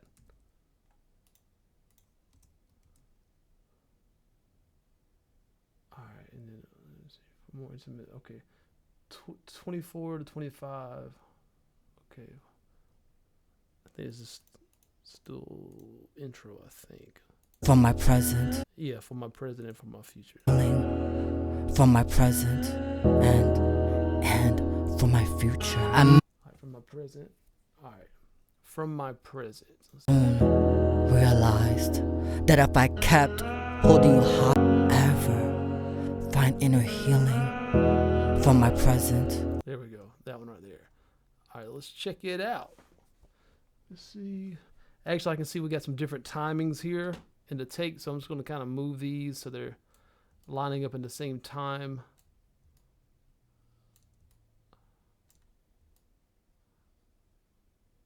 Let me double check this. Find inner healing Oh, that's a different phrase. from my present. There we go. For my present. For my present. All right, here we go. For my present. All right, that's the first one. That's the original one, and then For my present. For my present. And for my present. And for my present. And for my That one's good. present. yeah, I thought so too. Let me bring that one up. Take top. So that's take 4. For my present. And for my present. For my present. For my present. For my present. And for my present. And for my present. And for my present. And for my present. And I think that's the last. Let me just double check down here. All right, so I think it's just these top 2 takes. So here's the one we moved up, For my present. and this is the one that we originally had. For my present. For my present. And for my present. For my present. And Yeah, that new one that we Oh, the have blue one is, sounds good. yeah, it's just a little bit. I don't know how you describe it. Smoother, Yeah. maybe a little bit more gentle, I guess. Yeah, it's like more for my intimate. present. For my present. Yeah, just a little bit less aggressive. They're both Right. the lesser aggressive out of the 2 ones because they both sound gentle, but this one sounds even more gentle. You know, like the timing of it is like a little bit more spaced out the way you said it. For my Yes. present. For my present. And this one's a little bit faster. For my present. For my present. Yeah, The, from a the present. form Yeah. eyes held a little bit longer on this one. For my present. And Let's just double check it. I'm pretty sure it's gonna sound good with everything around it, but let's just double check that. find inner healing. For my present. And for my future. Yeah, I think that fits right on in there. Let me update my notes.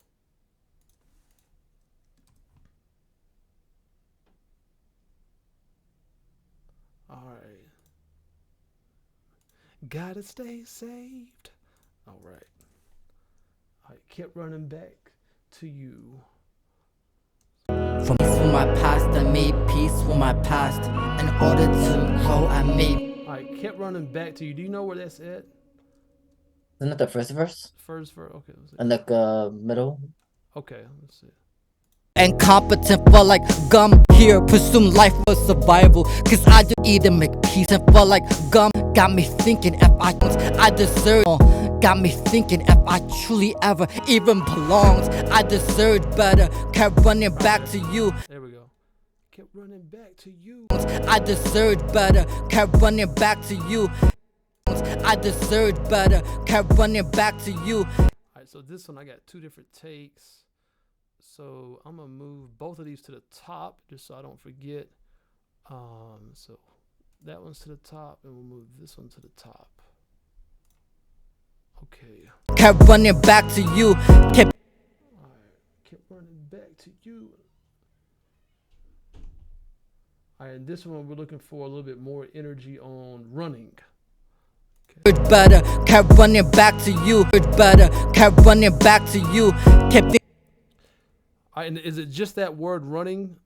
Are you okay with the back to you, or? I think when I first heard it was just the running. Okay. We can do that. running back to you, running back. All right, let's check out running. Kept running back to you. All right, here's the first running. Kept running back to you. Kept running back to you. Kept running back to you. Kept running back to you. Kept running back to you. Kept running back to you. Kept running back to you. Kept running back to you. Kept running back to you. Kept running back. Just going back from the top again. Kept running back to you. Kept running back to you. Kept running back to you. Kept running back to you. Kept running back to you. That one's like a little bit late. Let me just slide this one over a little bit like this. Kept running back to you. Kept running back to you. Kept running back to you. Kept running back to you. Kept running back to you. Kept running back to you. Kept running back to you. Kept thinking you. Kept running back to you. Kept running back to you. Kept running back to you. Kept running back to you. Anyone stick out to you? That was that first one the original? Yeah, this top one right here. That was the original take, right? Yeah, that's the original one. Okay, so that one is the better take.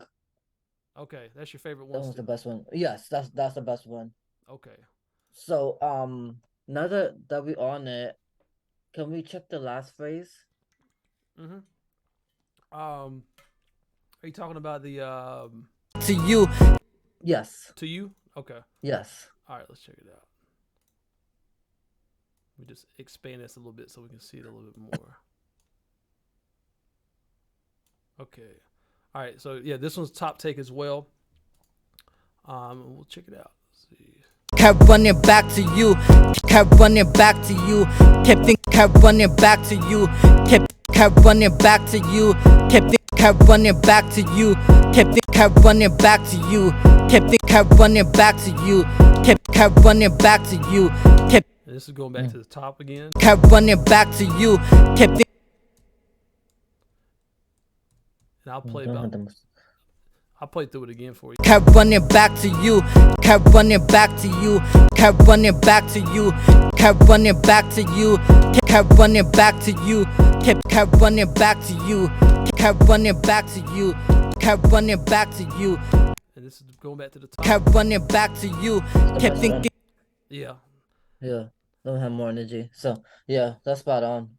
All That right. works. Yeah, that's fine. All right. Cool. Just hit save.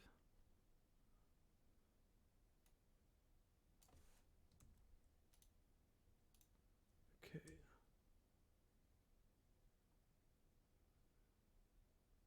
All right. 143. Let's check this out. In high school, how can I heal from trauma if we play in high school? My life grew wings when I. All right. This one is how could I heal from? How could I heal from? Okay.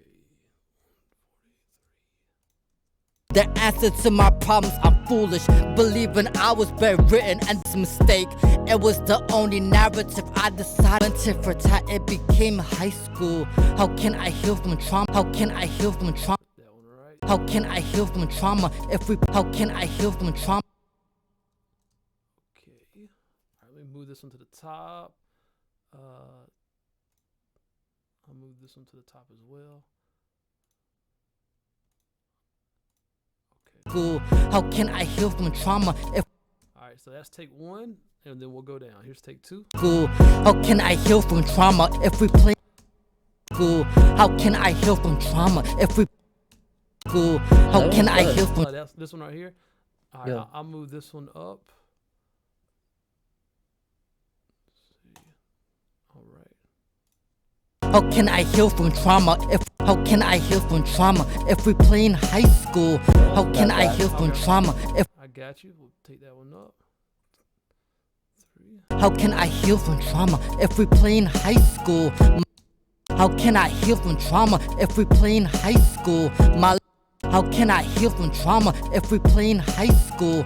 How can I heal from trauma if we play in high school? How can I heal from trauma if we play in high school? My life. How can I heal from trauma if we play in high school? How can I heal from trauma? This one right. How can I heal from trauma if we play in high school? How can I heal from trauma if we play in high school? My Probably bring that one up. Thanks here. How can I heal from trauma? How can I heal from trauma? How can I heal from trauma if we play in high school? How can I heal from trauma if we play in? How can I heal from trauma if we play in high school? My life grew. How can I heal from trauma if we play in high school? How can I heal from trauma if we play in high school? How can I heal from trauma if we play in high school? My life grew. How can I like heal that. from? That's subtle. Yeah. All right. Let me bring that one up.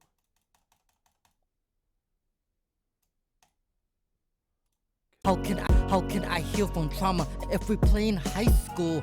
How can I heal from trauma if we play in high school? How can I heal from trauma if we play in high school?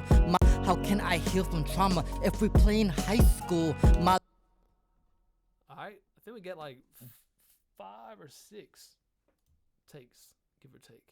No pun intended. Let's check them out. So the top one is still the original one. Then I just put everything else, all the other takes starting underneath that one. So let's check it out. How can I heal from trauma if we play in high school? How can I heal from trauma if we play in high school? How can I heal from trauma if we play in high school? How can I heal from trauma if we play in high school? How can I heal from trauma if we play in high school? How can I heal from trauma if we play in high school? I'm pretty sure that's the last. Well, I think it goes from take 1 to 5, I think. We go back again. So here's starting with take 1, the original take. How can I heal from trauma if we play in high school? How can I heal from trauma if we play in high school? How can I heal from trauma if we play in high school? How can I heal from trauma if we play in high school? How can I heal from trauma if we play in high school? You want to hear it again? Another round? Okay, so I'm just trying to figure out because I had 2, 4, and 5, but now I'm figuring out if that's the 5th one is purple, right? Yeah. The 5th one is the more gentle, soft one. See, that one seems like a more compliment. That one. It's between 2 and 5 then. Okay, two and Let's, yeah. five.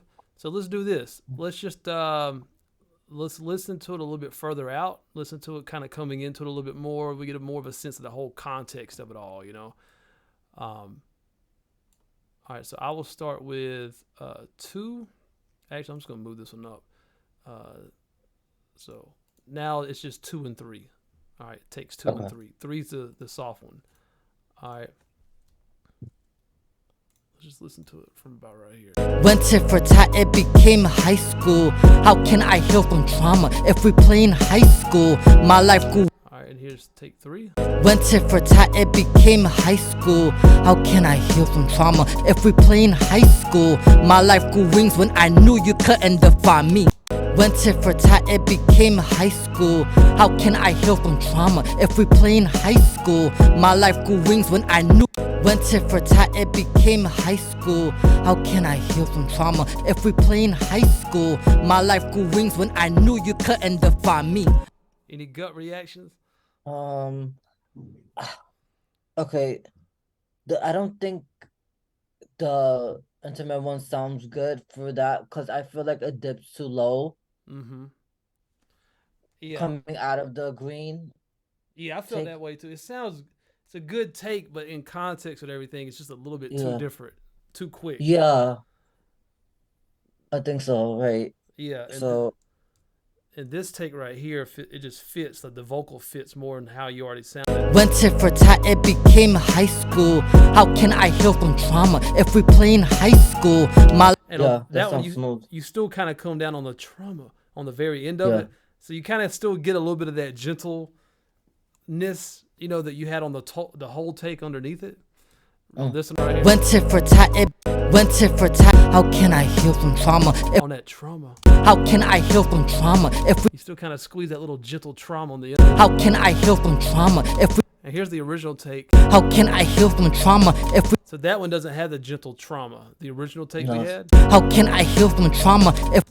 How can I heal from trauma if we play in high school? So this is kind of the hybrid take. You know, this is kind of like Yeah. you got the aggressiveness on the beginning of it, but you have the softness on the end of it on trauma. Yeah, I love it. Yeah, let's go. Let's go with it, bro. It gives it just a little bit of movement, you know? Mm-hmm. Just a little bit of movement, just a little bit more dynamics. All right. All right, I think that's the last one. Yep. Overall, sounds incredible. Just a few tweaks and we are good.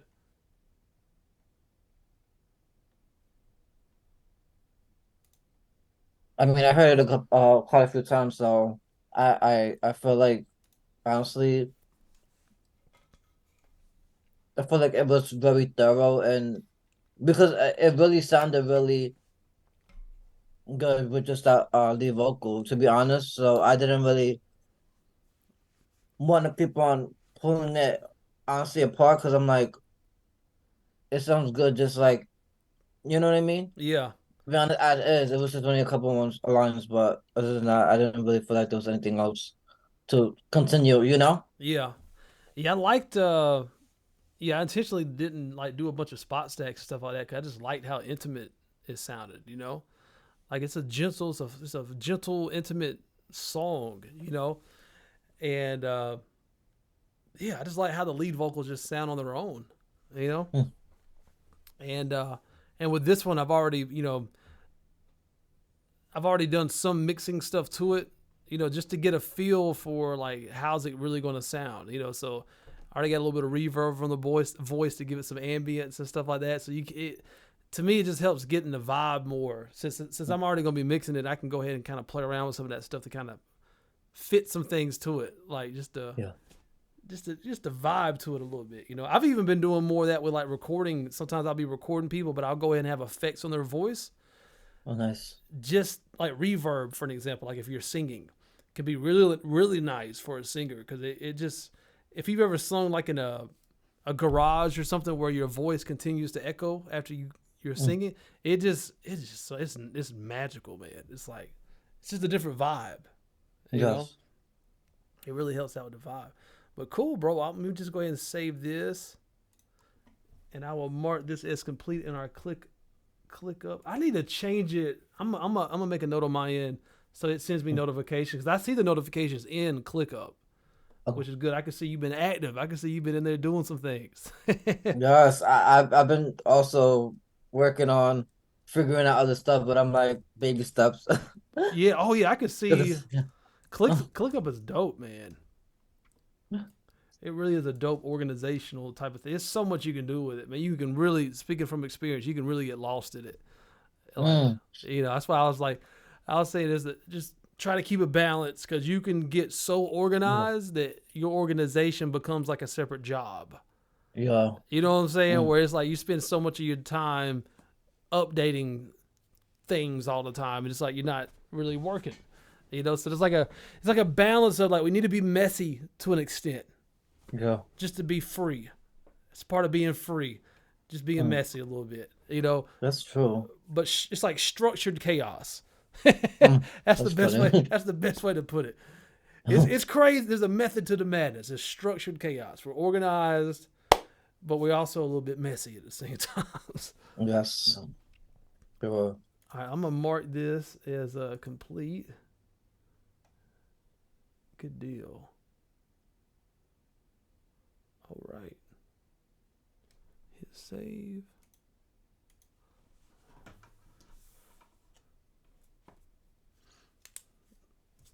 Okay. All right.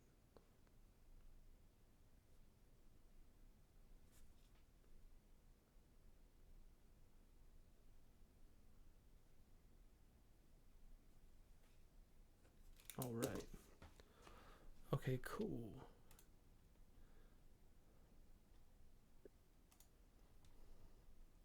All right, and then the next thing I had on our to-do list was last straw, Mm, right? Um, doing some modifications to the instrumental. Um, and I also made note that you were saying that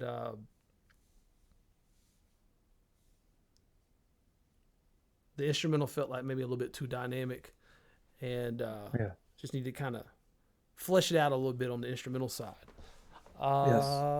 Okay, cool. And then, yeah, and you've already got vocals and stuff recorded and that. So we'll just ride out for the remainder of the session working on that one. Anything that I'm not able to get done on the polish side, I'll just knock that stuff out in between now, probably this weekend or whatever. That way we're on task because we're going to be going into September guns blazing, ready to just be hitting the studio with 2 tracks Yes. off the rip, son. Yes. Yes, sir. All right.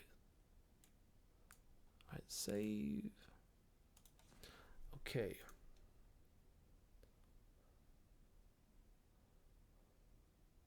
All right, last straw. Let me jump into there. How you holding up on your hard drive space over there? It's problematic, but I told myself I'll get that fixed up before we actually get into like the plan was to actually get it done before we end up doing last row because I didn't really know that was planned for this session. I thought we were gonna just like touch on how I did the demo and maybe like at least maybe they talk it out. Yeah. Well, that's cool. Yeah. We don't have to. Yeah, We don't have to do any recording and stuff on your end or anything like that. Yeah, that's what I was wanting to do was just look at what you have, and then maybe chop up the instrumental. Get that kind of fleshed out and stuff like that. And if there's anything polish wise that I need to re-record, Okay. that we're not able to knock out now, I'll just knock that out after our session at some point this week. Pretty Okay. much what I did last week, with I made peace with my I forgive past. No, I I forgive you. forgive you. Dang it. Yeah. Jesus. Yeah, exactly. That song. Yeah. And that way we'll be ahead of it. You know what I'm saying? That way next week we could be looking over learning how you're learning the polish for the next 2 songs and stuff like that. That and sounds we'll good, like a game plan. yeah we'll be have plenty of time before the next session, the next recording, our studio session, um, and then that way we won't be pressed too much for that. Yes. Okay, is it last straw? All right, let's see what this Reaper project's looking like. Let's see. Okay.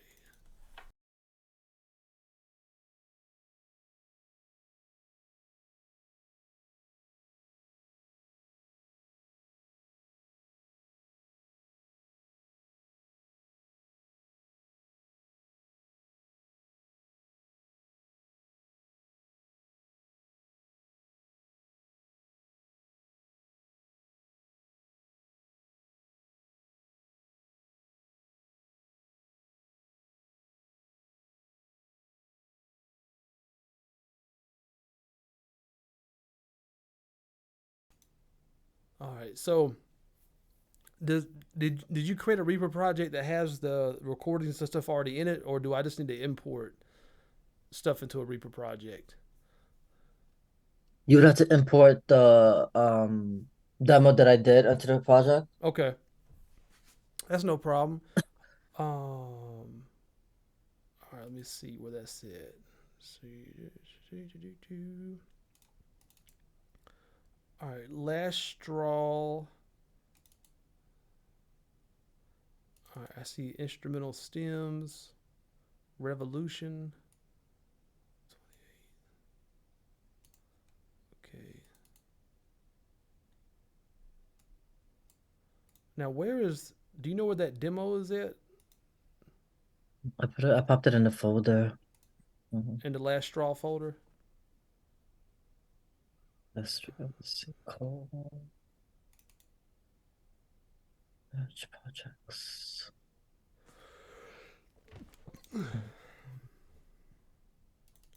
Projects. Last straw. Last straw, yes. So it's gonna be in the bottom. It's inside the folder. All right, so I'm inside the last straw folder. Actually, I'll show it to you on my screen. See what I'm looking at right here. So this is the last straw. Let me just go out so you can see. So last straw, right? Mm. You're not seeing um And was it um in this folder? Was it this last straw folder? This in our main folder? Like when we go into it, was it in this last? Is it? I don't think there's another folder for it. Is there? I don't think so. So maybe. Maybe because I see it after. That's weird because I see after Revolution Wave at the You bottom, know what? but I don't see it on you. What it probably Side. is it may your Dropbox may have not synced yet. Because it's putting on a space. Gotcha. Could be, You know yeah. what I could do? I could send it to you now. Drag it in there. I forgive you. Do you forgive me? Last draw. That crybaby vocal, that's gonna be fun in the studio. Yeah. Getting that one out of you. Yep. It is because I do it. I don't say I do it so often, but I do it when it's not needed.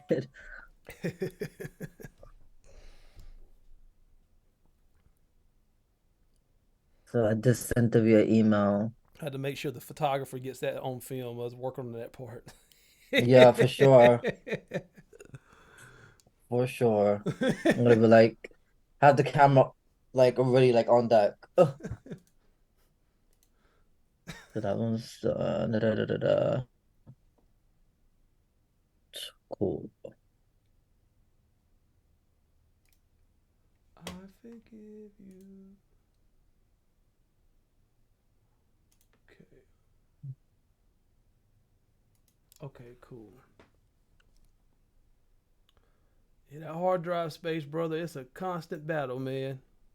Yeah, to be honest, it's frustrating only because like I literally deleted so much stuff off my computer and it's still saying it needs more space. Yeah. What I could do too on Let's my see. end is I could I could probably free up some space on your hard drive from some of our older projects that we're no longer like recording vocals and all that stuff for. Because what I typically do, like let's say like vocal comps and stuff, right? So let's say you just left the studio, got all your stuff recorded, so it just saved all that on your computer, Oh, right? gotcha. Now what I do just to be on the safe side is I will copy all those files to my local hard drive. So that way when I'm doing all my vocal comps, you don't accidentally like go into the project or something gets messed up or something gets accidentally deleted on your end or anything like that. We don't have to worry about that. So I have it on my end separately. And then so what we can do with some of that stuff is go back and we can actually delete some of that stuff that's in our Dropbox folder that we're sharing from those Yeah. sessions. You see what I'm saying? That'll save up a little bit of space right there. Oh, okay. I've been meaning to do that actually. This thing about hard drive space is it's just maintenance. Yeah. We'll be copying and pasting stuff and duplicating stuff, and then like you may have like 4 copies of the same thing. Yeah, I think so. Yeah. So I'll actually I'm gonna make that. I'm gonna help you out, bro, because I know the struggle Okay. is real, son. Yeah, it is. Struggle is real. So I'm gonna put that on my little homework to clear out whatever we don't Yeah. need from our shared Dropbox.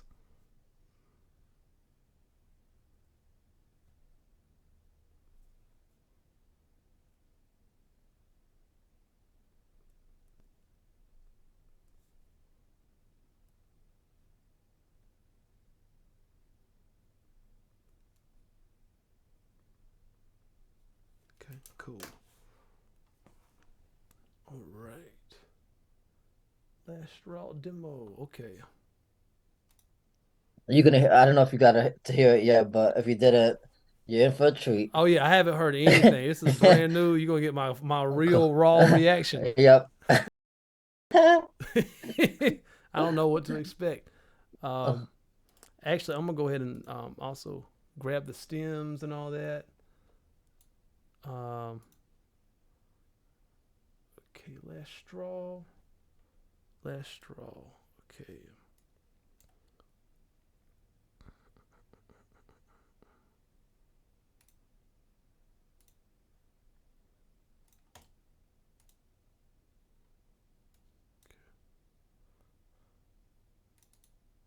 Show you another thing too. See, these are the stems to the instrumental. Do you see how like the beginning of all these files say revolution 120 beats per minute underscore bass? You don't want that. Like when you load it into like Reaper, you don't want to have to see all that just to read what it actually is on the right hand side. Yeah. So one way we can do that, first of all, Mm. if that tempo is correct, which that's the default tempo to a DAW, but that could be the correct tempo. I'm just gonna make a note of that and put that in here. 120.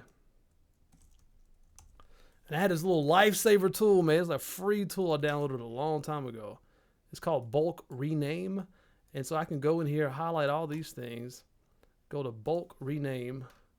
Where is it at? And then I can basically say, okay, I want you to delete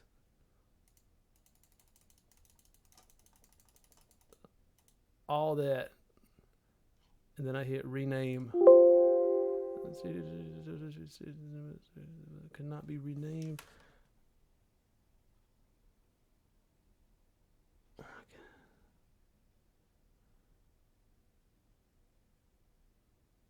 Guitar plugs. Ignore the error message.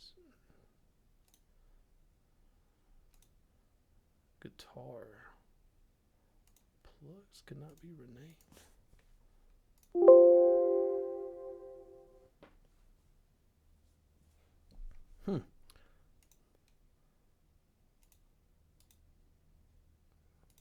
What I'm gonna do.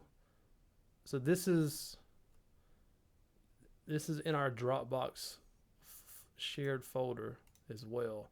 So this is another one. I'm just going to copy this to my computer. It could be something where, I don't know, maybe it's open or something on your end. I don't know what it is. But I'm just going to copy that to my local rich folder for last straw.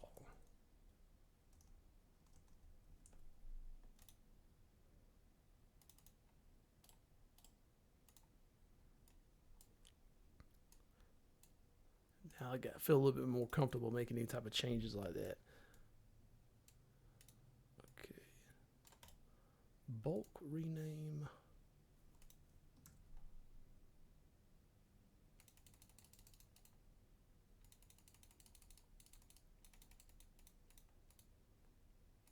There we go. And now it changes all the names. It removed all that extra stuff. It's one of them small little organizational things I'm kind of a stickler about. Because when I load this into Reaper, it's going to name all the track names, the name of the file. Oh, gotcha. So Okay. that way everything doesn't say one revolution, whatever it's called, snare. So I'm gonna bring that in, and it's 120 beats per minute.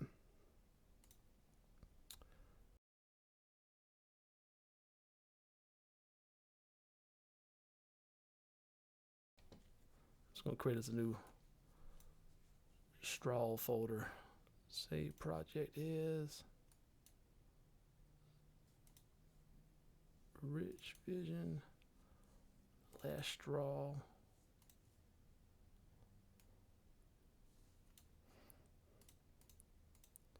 I'm gonna call this polish, Last Straw polish. Save. Okay, I'm gonna bring this in here. Separate tracks.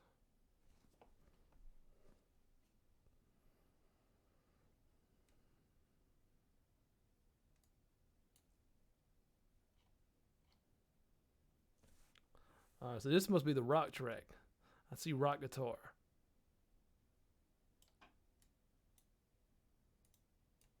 Yo, yo, yo. Can you hear me, Rich?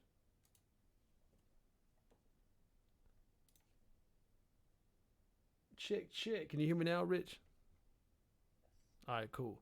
I was saying this must be the rock track. I see rock guitar in here.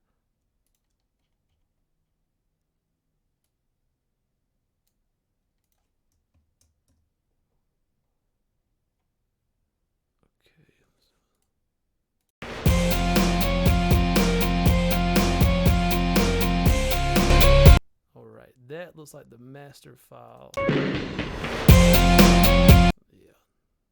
So probably don't need that one. I'm gonna mute that. Hi-hats. Okay. Got two masters for some reason. All right, don't need that one.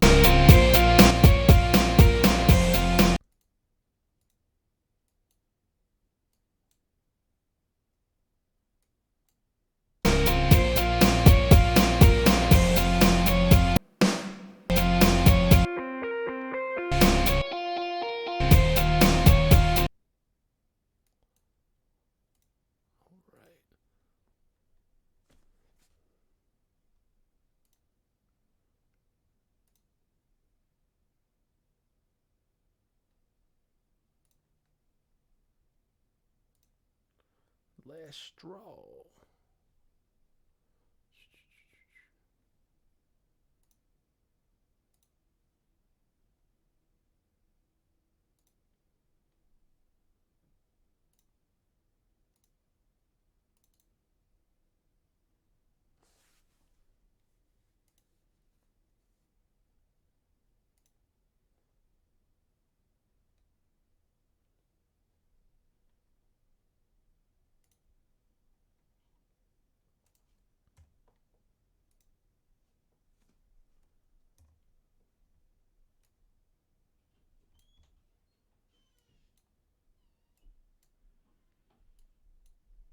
We're almost ready for the moment we've all been waiting for.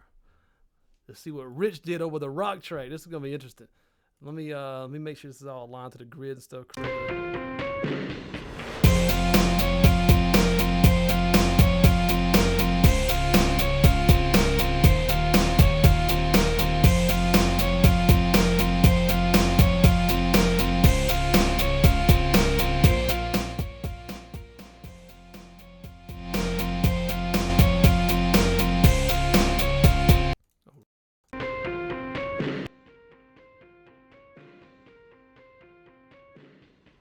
mistake.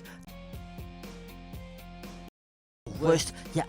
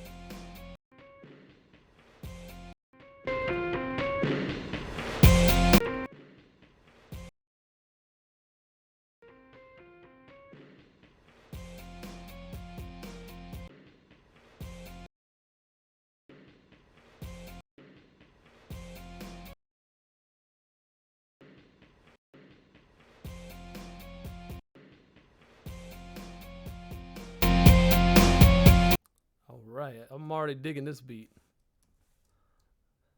All right, here we go. Let's check out what you got. Place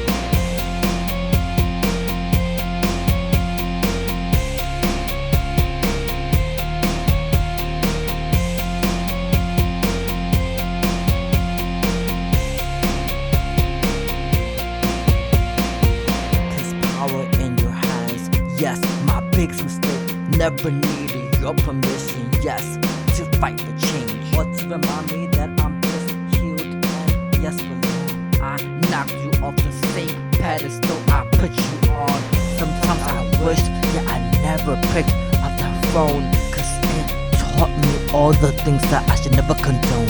Like mental abuse when I couldn't get out of bed. The same time that I wanted to swallow lead. Chills down my spine as I cringe at your nervous laughter. Hung on to every word, just like an actor. Told me I'm not your mother, oh my god. The last time I'm mistaken you, yes, for my god. I won't be silent or drip my blood for you. I won't jump out my window just for you. I won't overdose, yes, or swallow lead for you. I won't describe my worth to appease the narc in you. The last straw for me, yeah. The last straw for me, yeah. You said what now?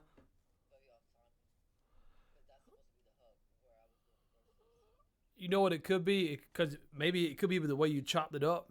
Because I lined up everything on the very beginning on your recording, but it may have got out of time from like chops or something like that. Because is that not how it's supposed to sound timing wise? No, you're right. It's just like you said, it was the chops and stuff like that, so it makes sense that it's not gonna be in time with the track. But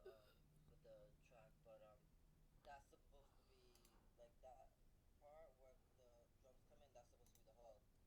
I got you.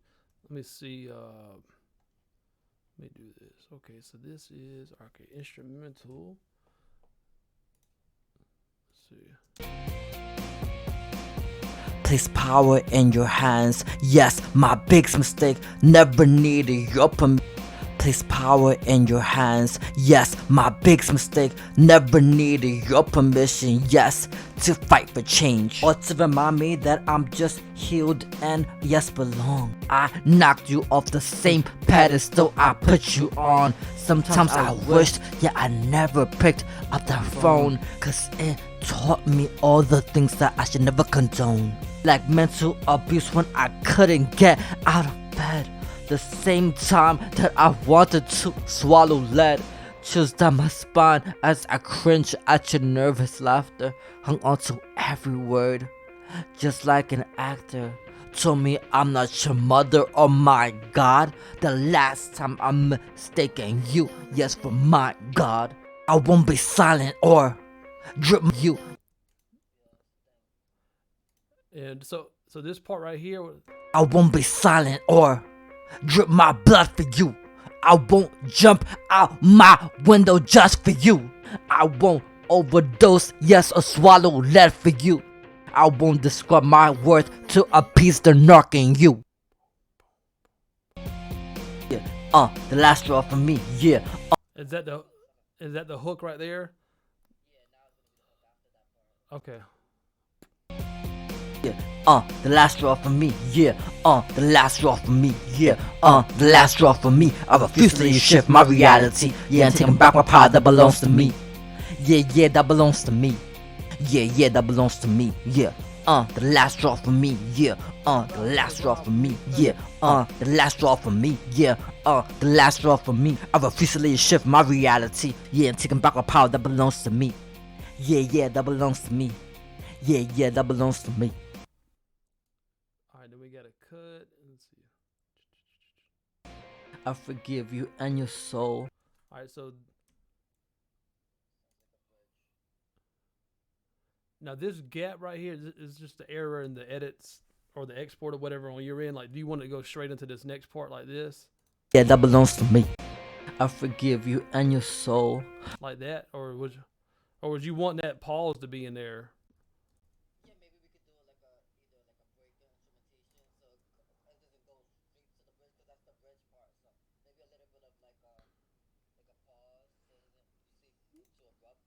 Okay. Yeah, that belongs to me. That belongs to me. That belongs to me. That belongs to me. That belongs to me. Yeah, that belongs to me. That belongs to me. That belongs to me. That belongs to me. So maybe like a 2-bar, maybe. Let's see. Break. That belongs to me. Maybe we bring this part in about. I forgive you and your soul for being hollow. I forgive you. Yeah, that belongs to me. I forgive. Let me see where it starts. I forgive you and your soul for being hollow.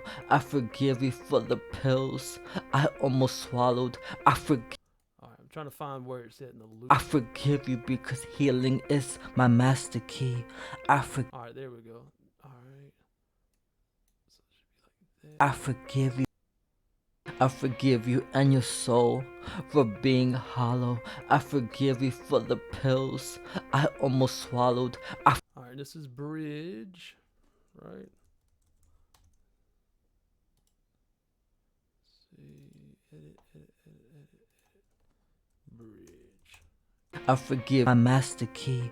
I forgive you because my list doesn't have a grip on me. Yeah, the last straw for me. Yeah, the last on me. Yeah, the last straw for me. Yeah, the last straw for me. Yeah, the last straw for me. Yeah, the last straw for me. My power that belongs to me. Yeah, that belongs to me. Yeah, that belongs to me. I'm through wearing a mask. I stop belongs to me. Through wearing a mask, I stopped playing pretend. Chose not to swallow lead and love myself again. I'm through waiting for you to save me. I'm enough of my own parasafety. No more shame, my mind is callous. No more blame, I'm not dramatic. An email was problematic. I refuse to drown in sadness. No longer afflicted or scarred by desolation. I'm stronger now, a hue so is so contagious. No more ruminating and feeling like I was cursed. Meant to a last straw for me, yeah. Yeah, we'll have to chop it up. And like, yeah, the main thing is me identifying what is what on your recording will help me chop up the instrumental and like move things in place and stuff like that. Oh, you just wait, bro. This is gonna be fire, man. I mean, as soon as I started playing the beat, I was like having to like resist like the temptation, like want to get on it and just start like jamming out. Oh, this is gonna be fire. This is gonna be fire. You best believe that. Yeah, we're gonna bring some of the. You ever heard any Linkin Park? Yeah, this gives me some like Linkin Park vibes, like the rap, very rap heavy on your end, and then And then, yeah, who knows, man? I might come up with some rock vocals or something. You know, I might. Yeah. If there was a track I might get featured on, it might be this one just because of the vocals that I would put on here. You know, like them screaming type of vocals and stuff. You know, I might throw something like that on here only if it fits and makes sense and stuff. But I'm just tempted to do it because it's that vibe, you know.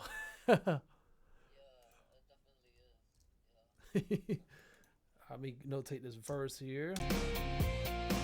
Yeah, the last straw for me. All right, yeah, we're back in the hook right here. So this is hook 3, I believe. Yeah. The last straw for me, yeah, the last straw for me. You will never see me get mad at me, cause I was born a victim, not a pawn, you see. Yeah, not a pawn, you see. Yeah, not a pawn, you see. Yeah, not a pawn, you see. Yeah, not a. Yeah, the last straw for me. Yeah, the last straw for me, yeah, the last straw for me, yeah, the last straw for me, yeah, the last straw for me. You will never see me get mad at me, cause I was born a victim, not a pawn, you see. Yeah, not a pawn, you see. Yeah, not a pawn, you see. Yeah, not a pawn, you see. Yeah, not a pawn, you see. Yeah, not a pawn, you see. Yeah, not a pawn, you see. Yeah, not a pawn. It's pretty much just the outro right here.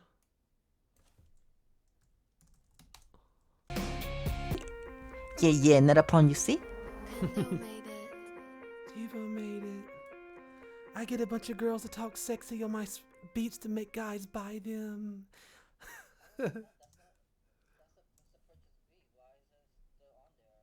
Oh,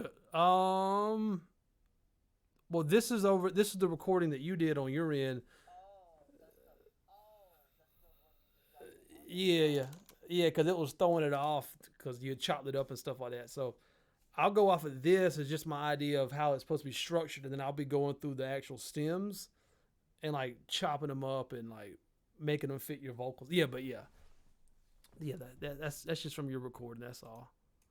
Yeah, because that's what was throwing it off at first. Like it sounded like it's off beat because it was playing over top of the stems that I brought in to the track, and like the cuts that you made.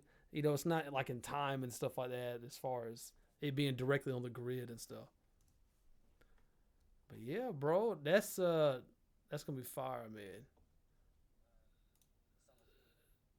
Yeah, this is gonna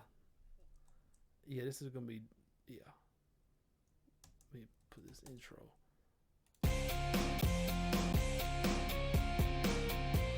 Hey, tell me this. That's what I was about to ask you. Now, okay, this is on your recording. So do you probably, we're probably not going to have a long intro like this without nothing on there.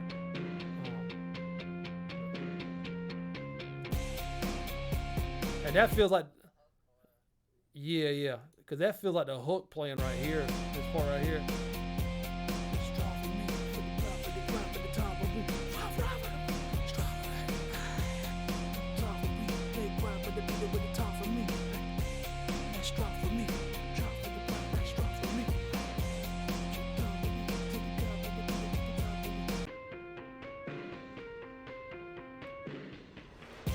Yeah, I'm gonna put a hook here. Yeah. This will be hook 2, hook 3, hook 4. And do you have a Google Doc that you've already shared with me with the lyrics for this?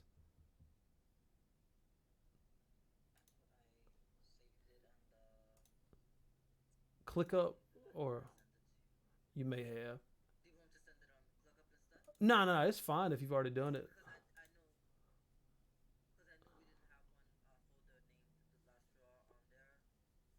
Okay. Yeah. Let me just double check here. Last straw.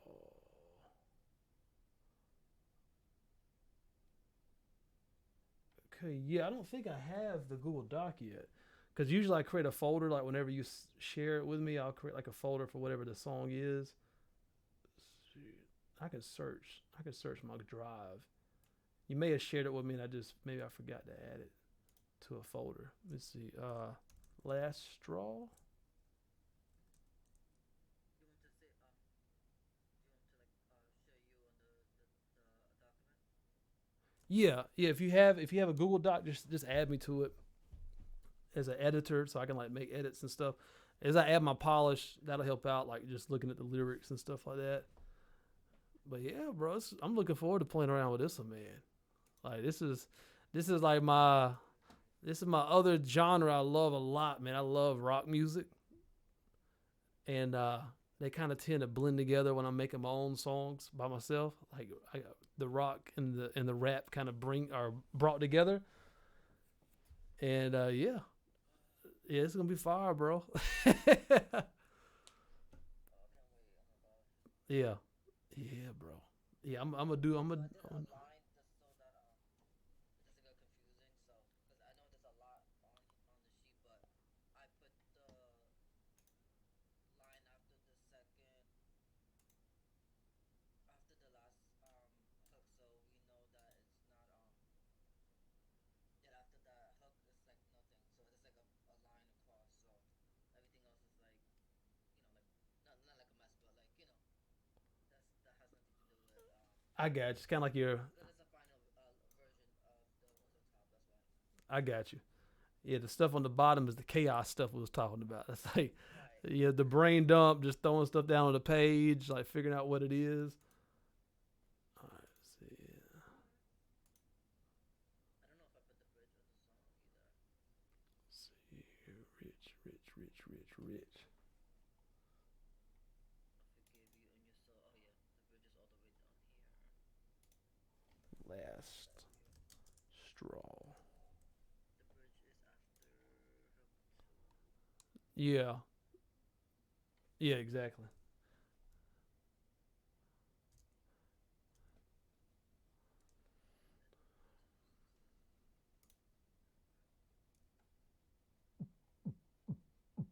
you can see it. Ow. Okay.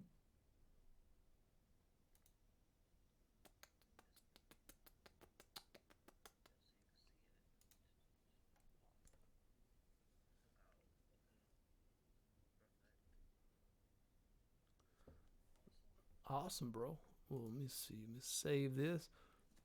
So yeah, we're all straight. So I will basically clean all this stuff up. Make follow your lead on all the cuts and stuff like that, and that way you'll have a much cleaner reference track to be playing off of on and then I'll do my thing with the polish and stuff like that. So I'm just looking at my own little homework here. So yeah, I'm gonna do that on the polish. Just write the stuff down actually. Okay.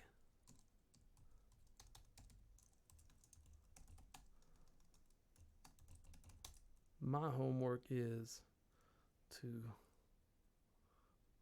free up space in our Dropbox.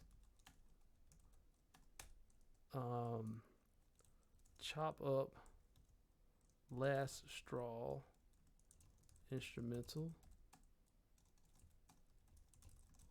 and add polish.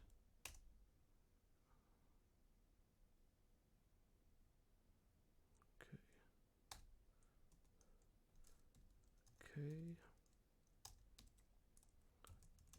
Then finish up on the other side. Mix.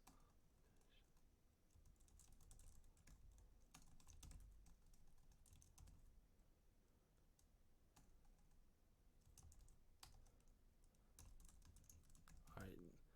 And the next session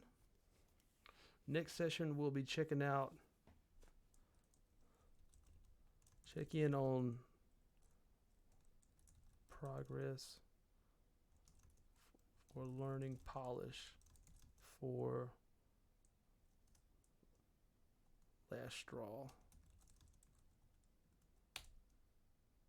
Of course, that'll be newer to you. You won't have as much time to practice that, but we'll check in with that. And then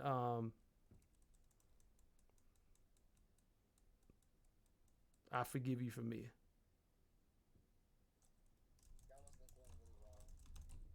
good. Yeah, yeah. I mean, and wasn't too much even on that first verse that I had to tweak. I did more of the heavier stuff on the second verse. And yeah, and then we'll have what's the girl's name? That's singing. She'll be singing. Jamie. Jamie. She'll be singing on it, so you don't have to worry about those parts. Yeah.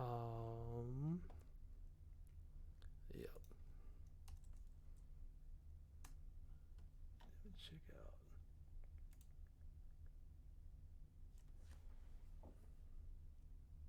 Yeah, and then we'll be so the end of next week we'll be going to the studio for I Forgive You.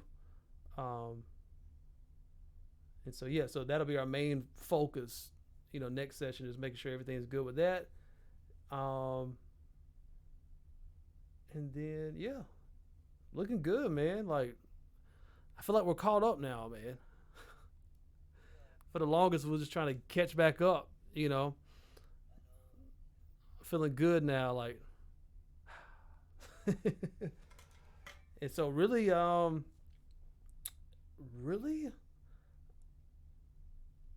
I guess the thing to look at now is like the whole interlude thing. If we need to add any type of interludes, we can be looking at like the track listing. Looking at maybe finalizing. We don't have to finalize it now, but just getting an idea of like, is there anything else that we need to add in between a song or something like that? So maybe starting to look at the track listing and what we think it's going to be, and then that may help identify any loose ends that we need to tie up or anything like that, like with a skid or something like that. You know what I'm saying? Like listening to the tracks. Of course, I mean they're in the process. These are in the process of being recorded and mixed and stuff like that. But as far as like just kind of listening to what we have, rough draft mixes, whatever it is, and just kind of looking at it as a playlist and saying what's the playlist for the project. Like what's the song we start off with? How do we start it off? Do we go right into that first song? Because it could be a song we already have an intro on, like In the Stigma or something like that, which may already work to start it off that way. But yeah, so now kind of looking at all the songs as like its own song. Like what's the intro? What's verse one? It's kind of like that, but with songs. Like what's the flow of it? This rock track, I mean, this is probably definitely going to go somewhere towards the climatic part. It'd be interesting to see. Like, this is a pretty high point. Like this might be where we end up. Last straw. I don't know, man. I don't know. We could go up, climb up, and then we come back down with the slower tracks we're working on. Kind of, well, not Last Straw, but the I Forgive You. I don't know. I'm just speaking out loud.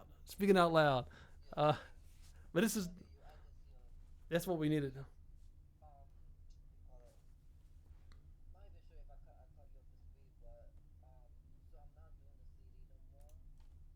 Oh yeah, you said okay.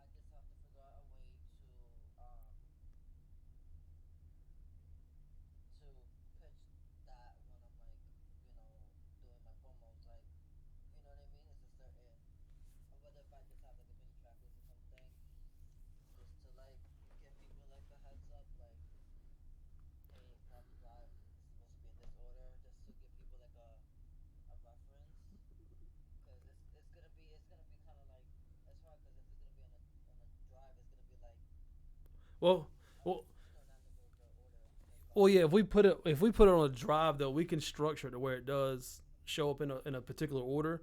So they have this stuff called it's called IDE3 tags, IDE3 or ID3 tags. But basically, we can have it to where it has information.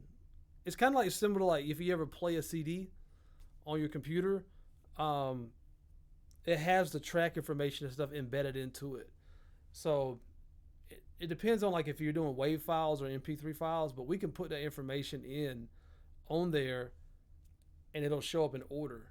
And we can also have it labeled as well. Like if we have it labeled like 1, 2, 3, 4, it'll show up in that order. If you actually say like 1, like in the stigma, 2 on the other side, it'll show up in that order.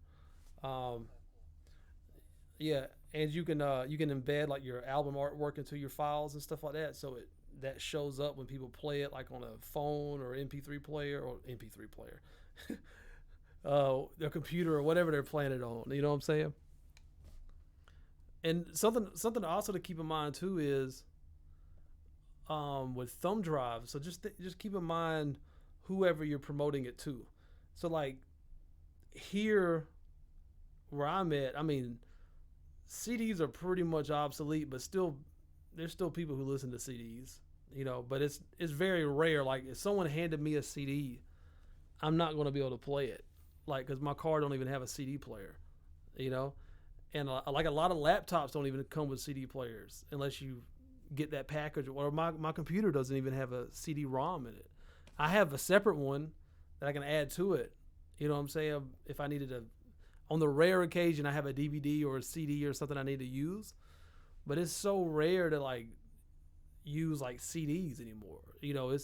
It's more like kind of memorabilia. Like you're at a show or something and you can get a signed copy of a CD or something like that. Like that's something like a keepsake. And it'll be a matter of time. It'll be just like vinyl, where people are now buying vinyl and buying vinyl records and stuff because they want that retro feeling of like how it used to be back in the day. Get the cassette tapes out and stuff like that. But I think thumb drives, they're definitely not obsolete, but just downloading music is like, it's a lot more rare these days. Like if you think about how most of us listen to music, most of us are like just pulling stuff up on Spotify, iTunes, things of that nature, and then we just add stuff to our library or whatever. But thumb drive is definitely more in the current times of like if you need to pass around information, thumb drives are easy. Everybody's got a USB port on their computer, you know. But not everyone is even using computers though. Think about like, a certain demographic is, but there's a lot of people who just use a phone. That's their computer, is their phone. So like if they have a thumb drive, they won't be able to listen to the music on there, But something to consider is maybe also using like what they call like a download card. And so like with a download card, you can have like your branding, of the album name and stuff and your website and all that stuff. But basically it's like a QR code. And they can just scan it with their camera on their phone. It'll take them to whatever page you want it to take them to. And that could be like a one pager where it has like everywhere they can listen to your album. So it could be like from that one QR code they scan, it can take them to a page, and you could already be playing one of your songs on that page if you wanted it to.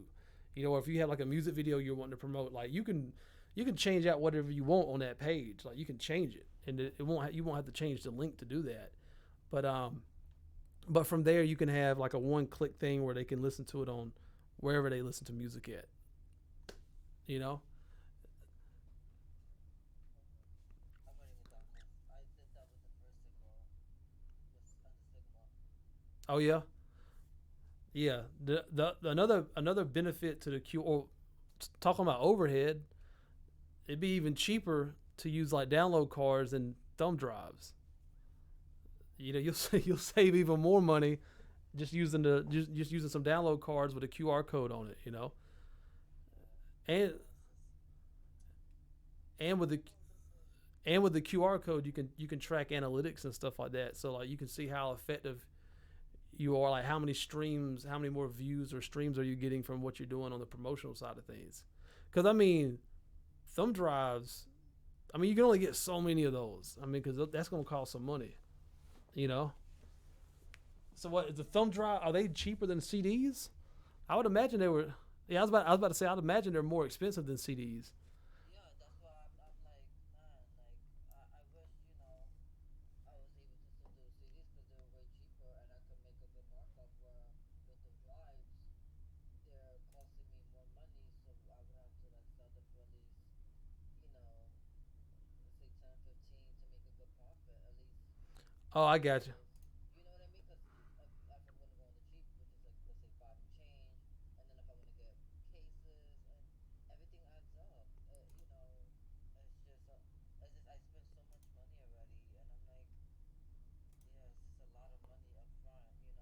Yeah. I see what you're saying. You're coming more. Where your head's at is you're thinking more of selling them.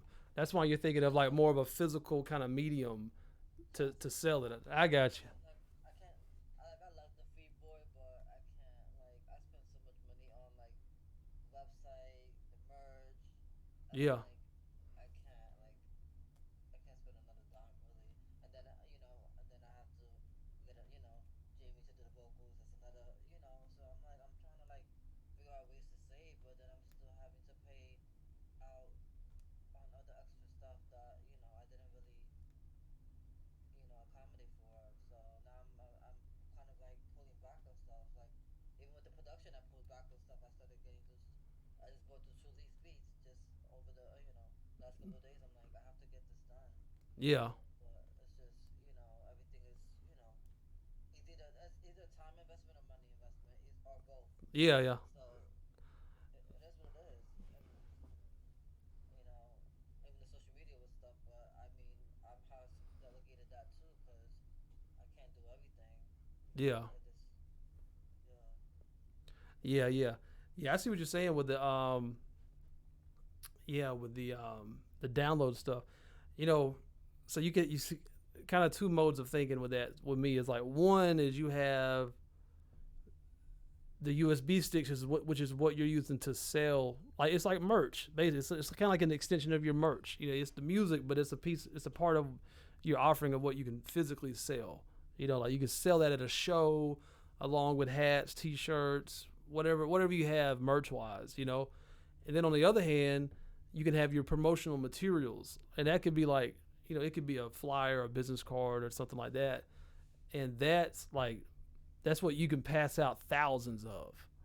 You know what I'm saying? Like if you're at like a huge concert or something like that, you're trying to build awareness around you as an artist. Hit one of them QR codes. You know what I'm saying? Pow, pow, pow, pow, pow. Or yeah, that's the most important thing when it comes to financials and stuff like that. Like just looking at what's the main goal. You know what I'm saying? Like what's the main goal? The main goal is to like build an audience, like build awareness around your music, like get it out there. That's the most important thing. You know what I'm saying? And the way things typically go, I've made videos on this in the past, and I always bring it up.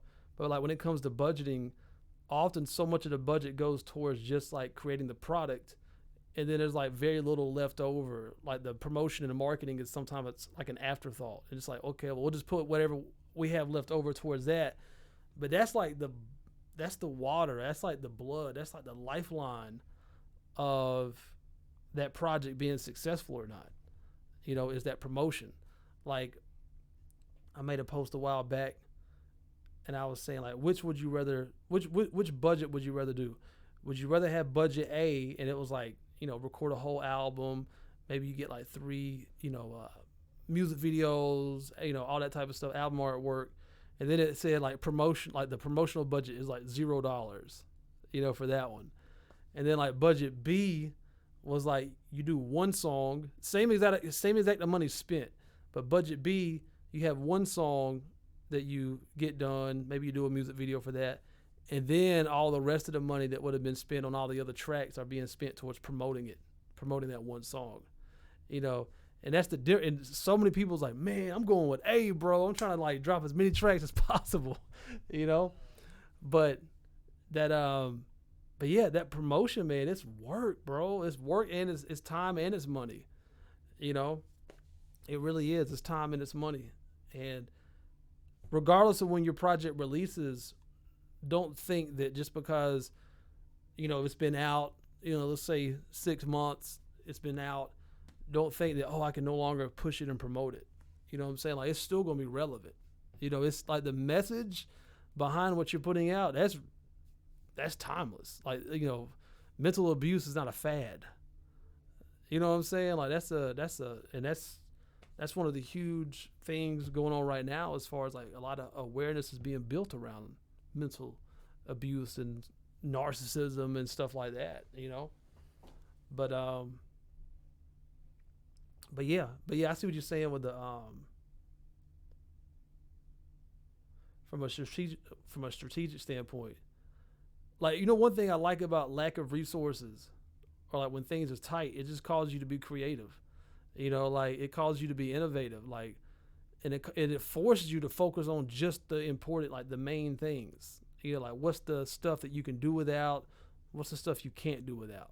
You know, and the main objective, I believe, like with any project, unless it's just like a passion project and it's just for friends and it's just for fun. But one of the main objectives is like, hey, I want people to hear it. I want actually people to hear it, and then hopefully I can turn that into a profit, you know, and pay and then actually make money back that I actually invested into the project, you know, and that's a numbers game. It's just like a lot of people has to hear it, and the struggle there is like streaming.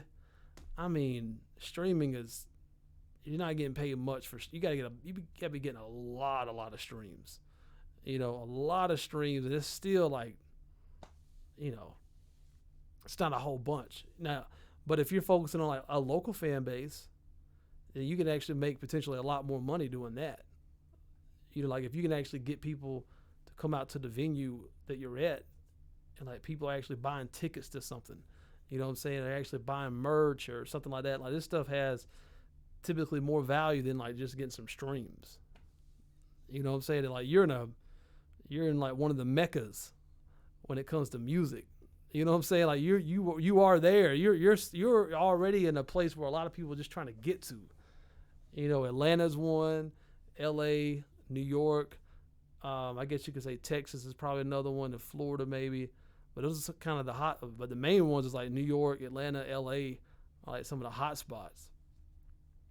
And so yeah, like just think of ways that you can continue to build awareness around what you're doing without necessarily having to spend an exorbitant amounts of money doing it. You know what I'm saying? Because you've been building the product, which is the album, which is the EP, or whatever you want to call it, album, EP. But now it's like awareness. You know what I'm saying? Like getting lots of people. So the thumb drives is a good way to make money selling it, but not as a promotional tool though. It's not a good promotional tool because it's going to be very costly. You know, so that's something to have like at the booth when you're doing a show or something like that.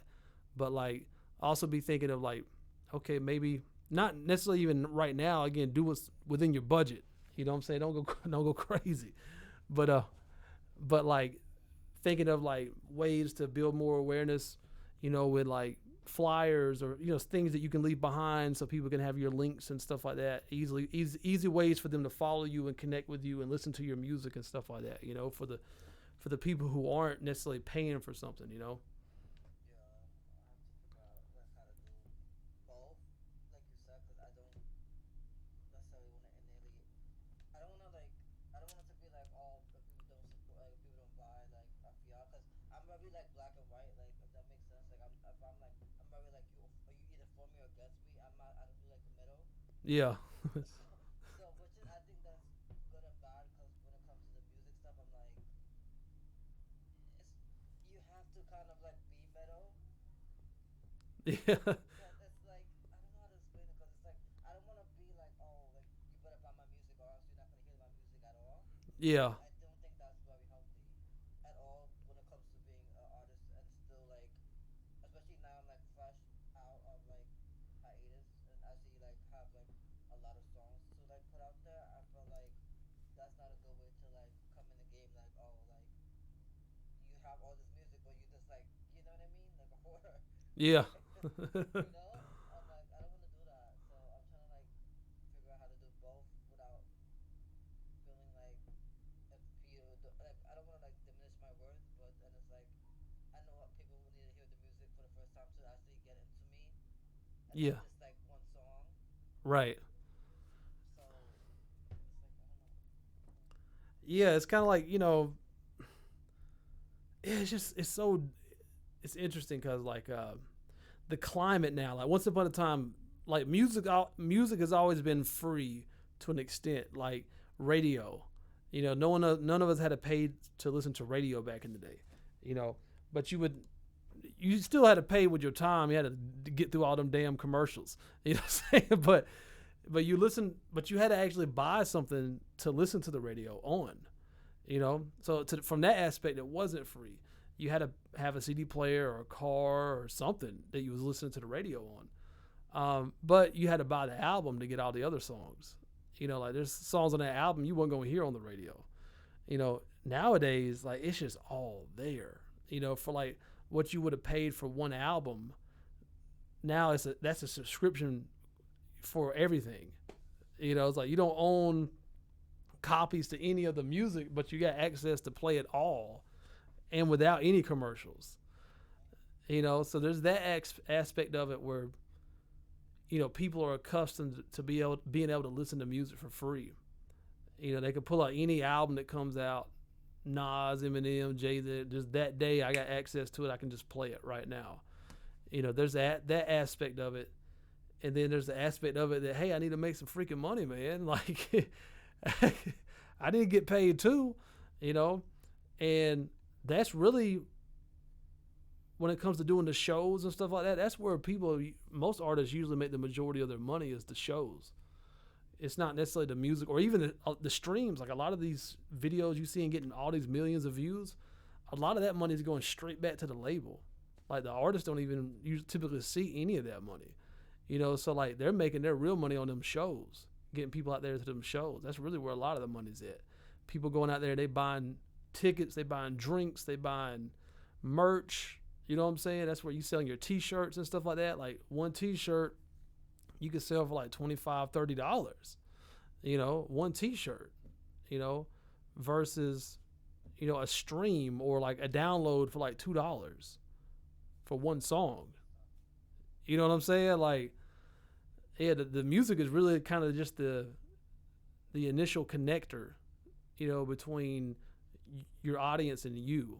Like the music typically isn't what's making the artist the most money. It's all the other stuff they're doing around the music, if that makes sense. And so it's just something to keep in mind. And then when it comes to overhead, again, I mean, you don't necessarily want to be freaking printing out a bunch of t-shirts, like in merch. I mean, that's a lot of overhead, bro. You know what I'm saying? So, yeah, like, yeah, okay, you already did that.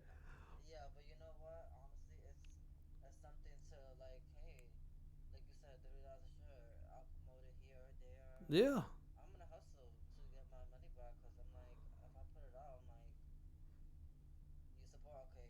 yeah. $30, okay. And tell them if you don't fit the shirt, you can sell them a weight loss program and still tell them to sell them the t-shirt. Say it comes with the weight loss program. You'll grow into it. Right, something.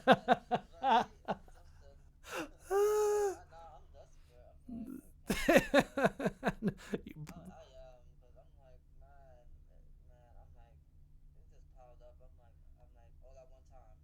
Yeah. I'm like, Lord help me. I'm like, I can't. Yeah.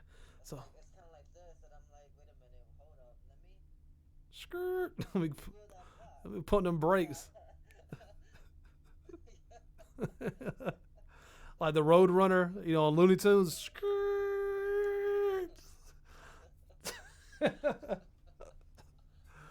I'm like, I can't.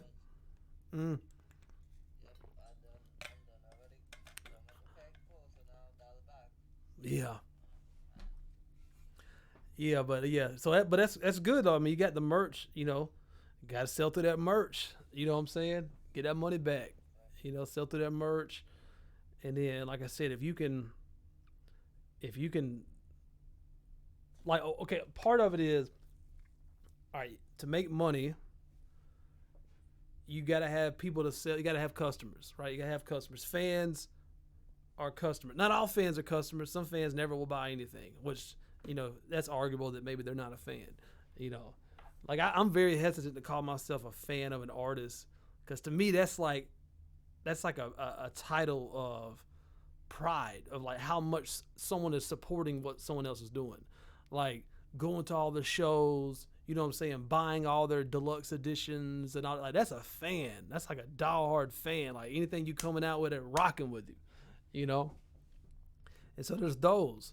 And really, with where you're at, it's just a matter of getting more of those. You know what I'm saying? Like you got those shows and stuff you're doing now.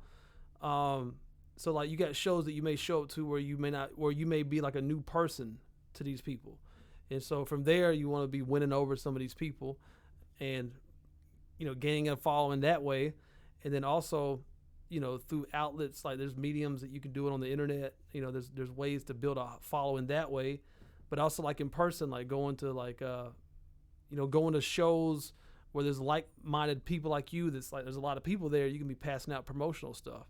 Like you can be passing it out beforehand, or you can be sticking flyers like on the light poles and stuff like that going into the venue. You know what I'm saying? Like they have street teams and stuff that do this. I hear Wendy Day and them, they talk about it. The guy that's on the podcast, his name's Kingpin. That's what he does. He's like part of a street team for artists. And so he'll be rolling up hours ahead of time, posting stuff, because he knows these posters are going to get taken down like within a few hours. So he'll get there like an hour or two early and be posting up all the promotional stuff like that. So that when people roll up, they just see that artist plastered like all over the place. You know what I'm saying? Like, but that's really where the magic is at this point. Like, you know how I say the magic's in the performance when it comes to a song? Like it's all about them vocals in the studio. With this right here, the magic at this point is all about that marketing, that promotion, and just thinking about creative ways that you can get yourself out in front of more and more people. And there's so many ways to do it. There's so many ways to do it. And that's why I say I don't care when the project drops. That's really when you're just getting started. You know what I'm saying? Because there's still so much more work that needs to be done on the promotional side of things. Even me, I've been on YouTube now, I guess, 9 years. Every video I put out is another promotion. It's a new video where new people are going to watch me for the first time, And so that's my strategy. It's called content marketing. That's my strategy. It's a long-term strategy. So I'm creating free stuff that's very valuable. Like I put a lot of pride and hard work into my videos. I don't skimp on it. Like I try to give you the sauce. I try to really deliver what you clicked on that video for. There's no strings attached to it. And I've been doing that for 9 years. You know what I'm saying? And that's how I was able to.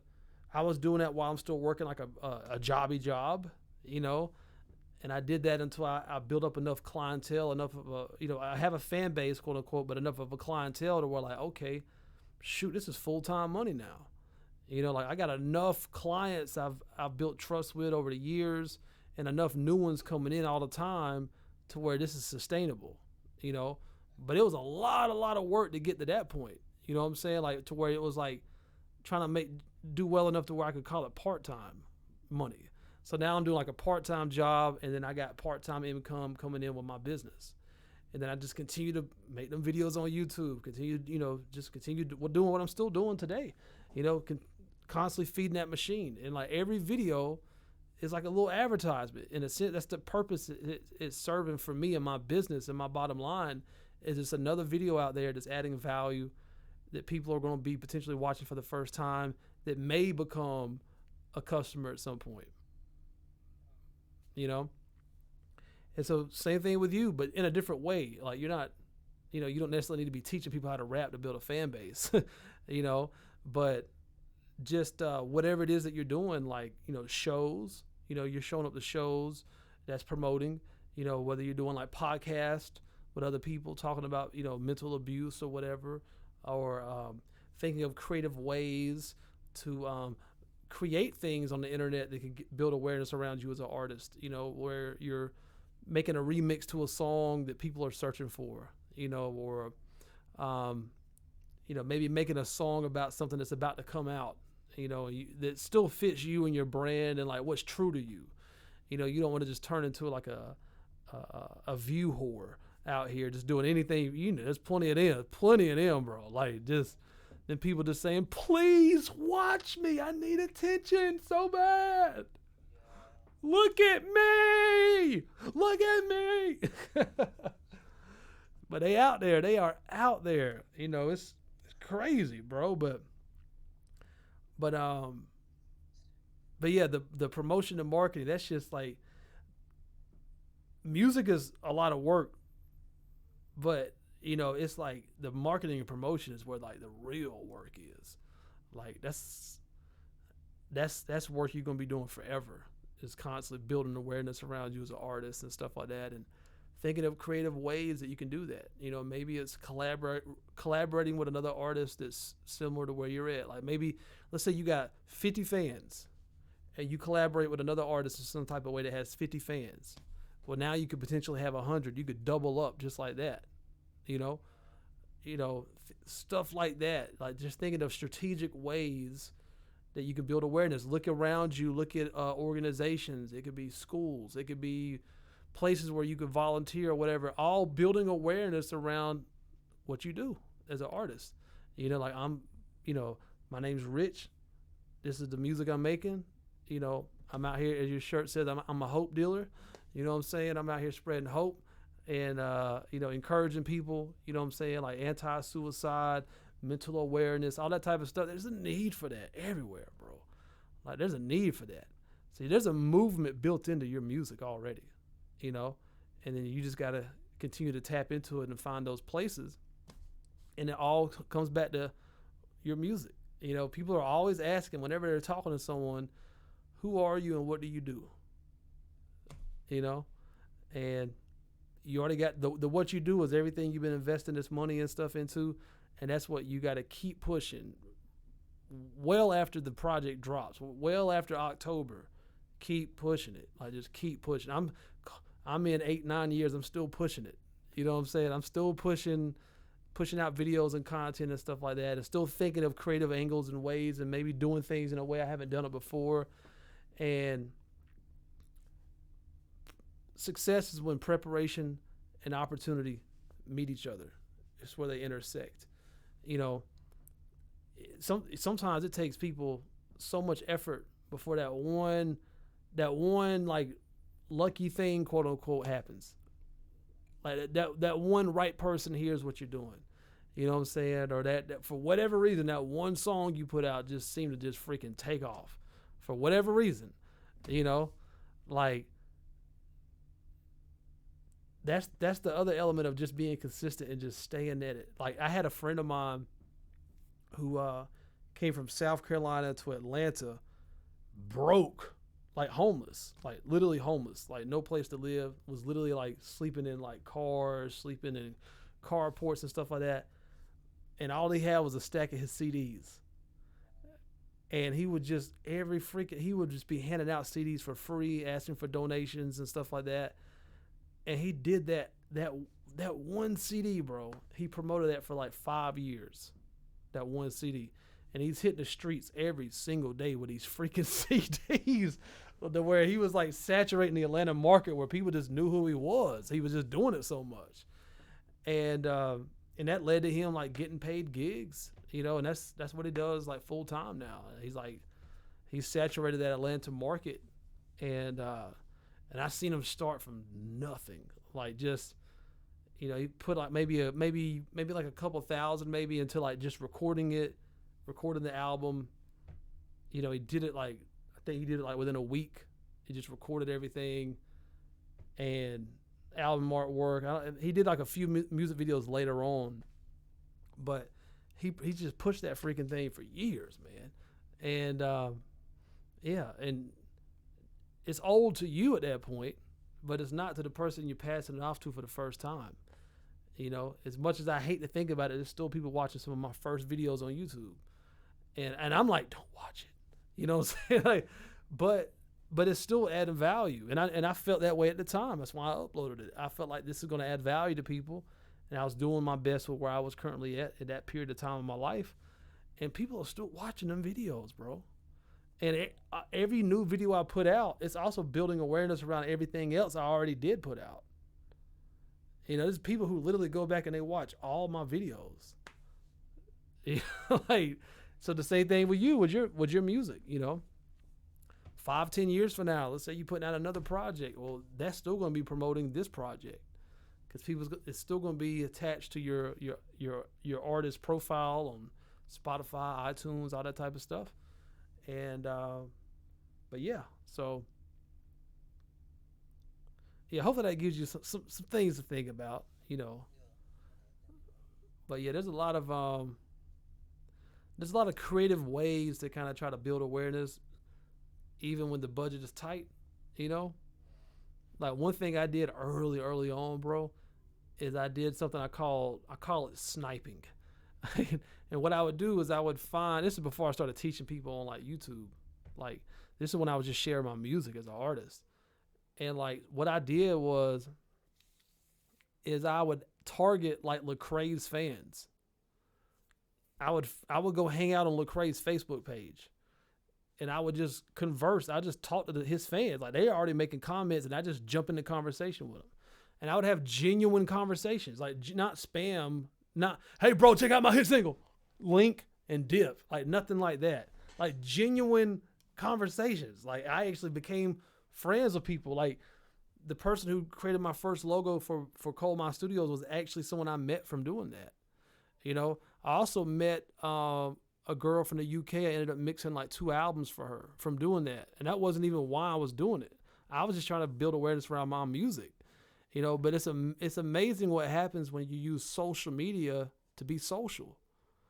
That's the thing, is like so many people just focus on posting, like post, you know, and to see if someone comments on my stuff. But when you just like go engage with other people's posts, you know what I'm saying? Like treat it like it's a party. And no one knows you at this party, and you go up and introduce yourself to people, like get in the conversations that are happening. You know, it's work. It does take time, but I've seen real results from it, you know? And so it didn't cost me any money. It did cost me some time, which time is money, you know, for sure.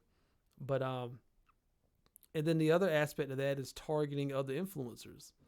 So like if you're able to get access to someone who has an audience, and you're able to win that person over, or allow them to share their platform with you, then now their whole audience can see you. So instead of you like winning one person over, like winning one of Lecrae's fans over, let's just say if you won Lecrae over, you know, and you did a show with Lecrae or something, you know, that's now from winning that one person over, you potentially now are in front of hundreds or thousands of people, you know. So there's that aspect of it as well. But yeah, so many different ways to build awareness, and also don't get discouraged by the amount of music you see being released. Like there's I think about 60,000 songs that are released every single day on Spotify, but like 0.1% actually ever get any views like over 100, because most artists don't promote their music. Like they don't. They just post it up, kind of like a social media post. They just post it, and that's it. You know, they might spam some links to everybody on their Facebook friends list or whatever, but that's it. You know, but the real magic happens in what you do after that release, and like also getting out into the real world, man. Like you can cut through so much noise by just actually going to a physical place and talking to an analog physical person, you know, and it means a lot more, you know, than just some profile picture and text that you wrote on social media.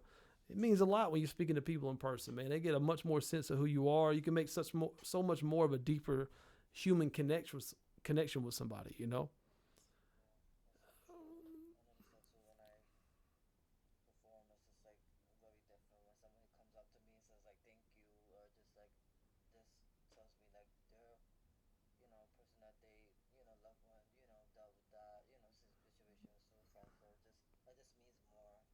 Yeah. Yeah, man. That's my favorite part of it, man. It's like you've been working hard cooking this dish, but seeing people like enjoy it and seeing how they interface with that and how it affects them, you know, how it moves them. Like that's everything, man. You know, that's everything, man. That's my favorite part. Like these videos I whip up on YouTube, man. It never gets old hearing people say, bro, like you done changed my whole game up, man. Like man, I'm rapping so much better now from watching your videos. Like I love hearing that, man. You know, because in a way, I'm trying to help that younger version of me who didn't have nobody. Like I was just in the country by myself rapping, didn't even know anyone else who rapped at the time. There's no video on the internet. There's no YouTube. There's no Google. There's nothing. You know, just write another song and try to figure it out. That's how I came up, you know. So I geek out over like sharing techniques that save people years of like making a mistake, you know, and they just get put on like that, and they're like, oh, I'm good now. I'm like, oh man, it's so awesome. I love it. It never gets old. It never gets old. It's like sharing cheat codes with people. You know, I'm telling you about to get stuck on this level, but look, if you just go to the right over here, jump down and jump up, boom, you know, you're gonna be done with it. But yeah, man. But yeah, just some stuff to think about on that promotion and marketing side of things. The same mentality that you use when you're writing a song, it has to go over into marketing and stuff that way as well. Like anytime we create a song, we're problem solving. You know, now how do I convey this thing I want to say? Where does it go? Like, what's my cadence going to be? What's the rhymes going to be? How can I get my words to match this kind of musical idea I have? And you know, it's constantly solving problems. You know, and that's the creativity. That is our creativity at work. And that doesn't stop. Like that should carry over into the business side of things as well. I got a problem. I got this music that people ain't listening to. How can I fix that? You know, how can I get 10 new listeners? You know, just how can I start off getting 10 new listeners? What's a realistic way I can make that happen? You know, if I could get 10 new listeners every single week, you know, in a month's time, that'd be 40 new listeners. You know, if they listen to, you know, 5-6 songs of mine multiple times, that's going to add up. You know, like that's real. It's no, those aren't crazy sexy numbers, but it's real. Like, and then you win over one person, if they really enjoy what you do, they're going to share your stuff with their friends. You know, so like once you win over one person, a lot of times you're not just winning over that one person, you're also winning the other people in their network over too. You know, but yeah, man, yeah, just keep putting forth that effort on that promotional, and you're already doing, man. You're already doing what a lot of artists won't do. You're doing shows, man. Like so many artists just stay stuck in their freaking room, and they won't leave. You know, and you actually getting out there in the real world, like that's already a major advantage, in my opinion, of what you're doing. Like you're already putting yourself out there. You know, and you in New York. You know what I mean? Heck yeah. Yeah, I mean, you around everything, bro. Yeah. And I would imagine you're not the only person out there pushing a positive message. And, you know, I would imagine there's other people similar to you that are out there about spreading some positivity and stuff like that, you know? And figuring out how you can team up with some people, collaborate with some people in some type of way. You know, maybe it's like I said, maybe it's not even music related. It's like an outreach thing they're doing or whatever, like a way you can get connected with other organizations and stuff like that. You know what I'm saying? Like, you know, and doors can open up, like platforms can open up. It was like, hey, we want you to come perform at our annual thing, whatever this annual thing is, like looking back at like annual events that are put on throughout the year that are for, let's say, like mental abuse or like suicide awareness or whatever, like within that realm. You know, you could look in the past and see like events that have taken place in your area and then like contact those people and see if they're going to be doing it again this year or something, you know? But yeah, just stay busy on that marketing side of things. How can I get my stuff out there more? You know, there's so many different ways. There's so many different ways to do it. So many different ways.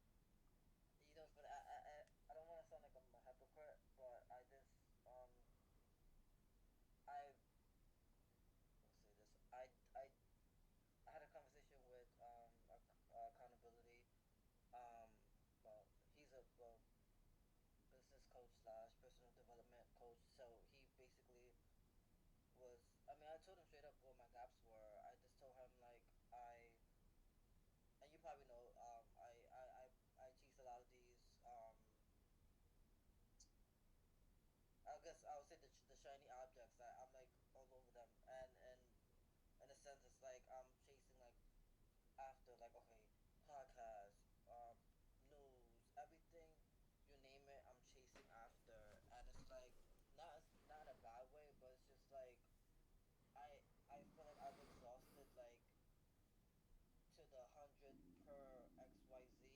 I don't know. I lost count how many people I contacted within the last couple of months on opportunities for podcasts, interviews, radio stuff, like partnerships, like, and I'm just like, and a lot of it is just like, oh, we're not interested, or they don't get back, or if I reach out second time, they don't answer back, and it's just like, it's just kind of like it comes in trickles, and it's like, and nothing's really like there. Like it's kind of like, okay, am I like, I'm not saying wasted effort, but it's kind of like I spend so much hours on like even personalizing everything, Mm-hmm. so it's not like a cold email, Right. and like really like genuinely like, oh, I like your stuff, like this is what I resonated with, and like really like dial it out, and it's just like nothing, and I'm like, I'm like trying not to get discouraged because I'm like, I know I'm putting forth effort, but then it's like I feel like I'm wasting my time when I have like things that I'm not really like moving the needle on with other things like, that have to be obviously in place. Mm-hmm. Those get neglected because I'm doing a lot more research and stuff like that, and then so then sometimes my time management is like all over the place because I'm like my priorities are jacked up because I'm like chasing after the opportunities. Yeah. I told him straight up like I am the opportunity.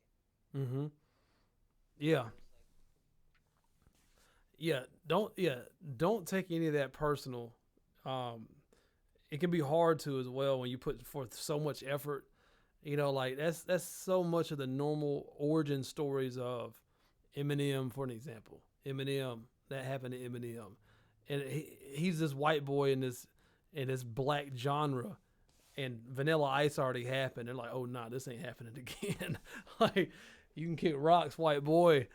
And Dr. Dre, like, it took it, man. He was suicidal and everything. He's working his butt off, putting all of his money into this, broke, like just wanting to give up, and just pretty much had given up. And he had a friend that was like encouraging him, like, just try just a little bit more, man. Just one more time. Sylvester Stallone with Rocky. They didn't want to use him for Rocky. They didn't like the way he looked. They thought he kind of talk a little funny, or whatever. And he had to sell his own dog to pay rent, like, which was like a dog that was like his best friend. Like, that's how low it was for him, And you just hear so many of these stories, man, of people like just being told no. I'll tell you another one: the Beatles, iconic rock group, like one of the most iconic rock groups of all time, was told no over and over and over and over again. Nah, we don't like y'all sound. Nah, this ain't it. Because they were doing something different. They didn't fit the mold or whatever. And the thing is, like, when you're starting off with something, you need the opportunities. You need the opportunities. And the thing is, like, any platform you hit up, what sucks is a lot of other people are hitting them up too. Like, even when I get emails every single week, like multiple emails a week from random companies wanting me to sponsor their headphones or their whatever on my videos and stuff like that. They want to get a link on my website, and for the most part, I don't even respond to most of these emails because it's tiring, Now, if someone hit me up like you hit me up, I'm way more likely to respond to someone like that. But a lot of these emails are like cookie cutter emails. Like, at some point, somebody gave out my information and they sold it to some like marketing something, because I get lots of stuff, from I've had people ask me to put sex toys on my website because they thought it would be a good fit for my brand. I'm like, where are y'all getting this information from? Y'all are tripping. But that's crazy, man. That's crazy. I'm like, you obviously did not take a moment to check out what I'm doing. But yeah, it's like the struggle is your superpower as an artist is having a fan base, and the fan base is actually what helps you get on these platforms. And so until you have a fan base, it's hard to get on platforms because they're like, you're not bringing anybody new over here to me. So why should I help bring new people from my platform over to you? And so it's similar, like if you're doing a show, I've used this example before. Let's go back to the 50-50 thing I was talking earlier. Like if you have 50 fans, you collaborate with another person who has 50 fans, and boom, that's like mutually beneficial for the both of y'all, But let's say you're doing a show and you're bringing 50 people to your show and another artist hears about it and they want to like do the show with you, but they're not bringing anybody to the venue. And so they're eating off of your fans, basically.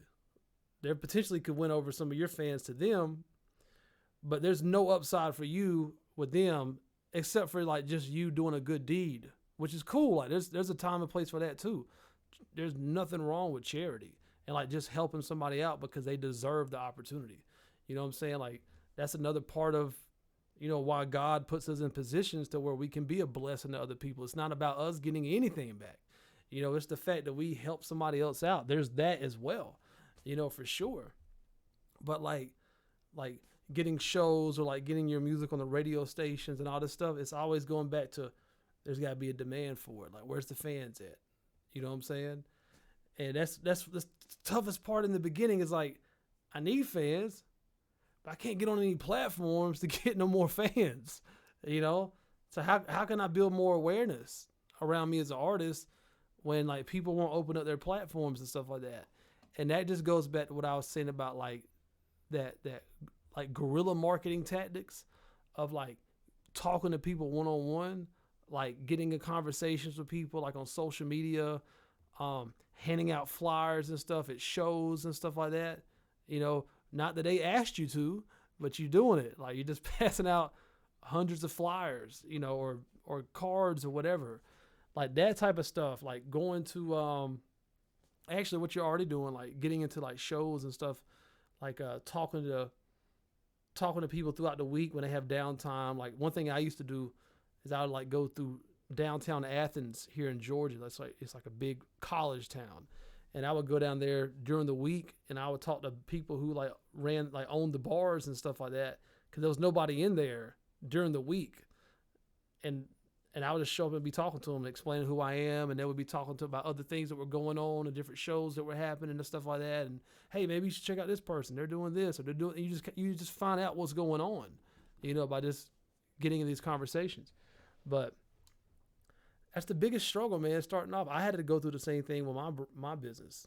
Like I made a couple videos and stuff like that. Granted, I started when there was not nowhere near as many people making videos on YouTube. Like there was like 2 other channels that were doing anything rap related. And I thought it was going to be way more than that. That's why I was kind of hesitant to begin with. I'm like, they've already been doing this, I'm sure. It's probably a ton of people making videos about how to rap stuff, But something I would do starting off, like I told you, I was doing stuff on Lecrae's page and stuff like that. But I was also going like on forums and like answering people's rap questions and stuff like that. Like I would do that. I was doing research on marketing and promotion and like figuring out how can I create content people are searching for. And so like the term how to rap is a search term people search for, or like how to rap fast or how to rhyme. These are things I learned that people are searching for, and I started making content around that so those people could find me. And that's how I built up credibility over the years, was once they come here, I got to deliver. And so you're in a similar situation where you got to figure out a way to build awareness around what you're doing without just having to rely on someone else to like necessarily platform you, because it'd be nice if they did. And I'm not saying don't continue doing that stuff, but at the same time, you got to, look at the time you've invested into it and say, hey, is this working or is it not working? And if it's not working, then maybe try a different tactic out. Maybe you still try some of that, but maybe not as much of it, like, especially if you feel like you've exhausted your resources and stuff like that, but, or you may still look at those people you hit up. You may think of a different angle, maybe they're having an event and you go attend the event, you show up at the event, you get to talking to people, whatever, and that's how you win somebody over. There's a I heard Logan Paul recently talking about he's trying to get on Joe Rogan's podcast, but Joe Rogan won't respond to his DMs. Imagine that. That's Logan Paul and Joe Rogan, and Joe Rogan's like ignoring his messages. Imagine Joe Rogan. Just imagine you're Joe Rogan, right? Imagine how many people are hitting this dude up trying to get on his podcast. Just imagine. He got the #1 podcast in the world, bro. I've even seen him interviewing fighters in the ring, like UFC fighters. After the fight, they're like, "Hey Joe, I gotta come on your podcast sometimes, man." Like, he gets it everywhere. Like, there's no getting away from it. And he can't say yes to everybody. You just can't. Like, and that's the sucky part about having a platform. And same thing with you. Like, I promise you, once you start popping, you're gonna be dealing with the same thing from other people hitting you up, wanting to get something out of you, and you're not going to want to say yeah to everybody. You're probably going to want to say no to a lot of people. Hey man, I see you, bro. I see you, man. Let's do something. And you start looking into them like, bro, what are you doing? Like, the amount of money and time you're going to invest into that you already have, and then the amount of time and energy and stuff you're going to put into growing your fan base. When someone else comes up to you and they haven't done that, and they want to take advantage of what you have built, you're going to feel a certain type of way about it. You know what I'm saying? Like, bro, I done sacrificed a lot to build my fan base up. You ain't just going to let anybody tap into it. But you will come across people, even if they don't have a fan base, where you're like, you know what? I love what you're doing. I see you're doing your best, and you just need an opportunity.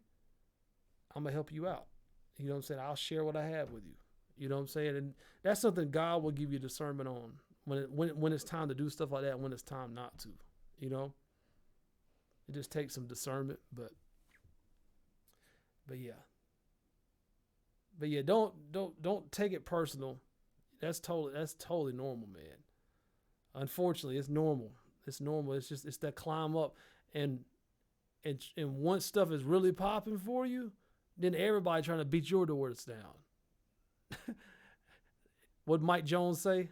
Back then they didn't want me. Now I'm hot. They all on me. I'm Mike Jones. I'm Mike Jones. Yeah. It's such a common theme. You know what I'm saying? It's just so common. It sucks. It sucks because it's like when you really need it, it's like you can't get it. When you don't need it, everybody wants to throw it at you. We love what you're doing, Rich. We would love to be a part. And then you're like, bro, I hit you up when I first started, and you ignored me. That's how it goes. So your success is not dependent upon anybody else. That's my mentality. My success is not going to be dependent upon anybody else giving me an opportunity. It's going to be based on my actions and what I do. And so with you, just be realistic. You know what I'm saying? They say that the definition of insanity is doing the same thing over and over and over again and expecting different results. With that being said, you miss 100% of the shots that you don't take. So you got to try things out. Like the bottom of your lyrics on your pages, where you're like, Cole, don't go beyond this line. It's just a bunch of other stuff I was just like, jotting down, trying to figure out what I was going to use. That's very much life. We're throwing around different ideas. We're trying new things. We got a good idea, but we don't know if it's going to get us results until we try it out sometimes, And there's a quote, somebody said, what's your secret to success? And they said, I just ran out of bad ideas.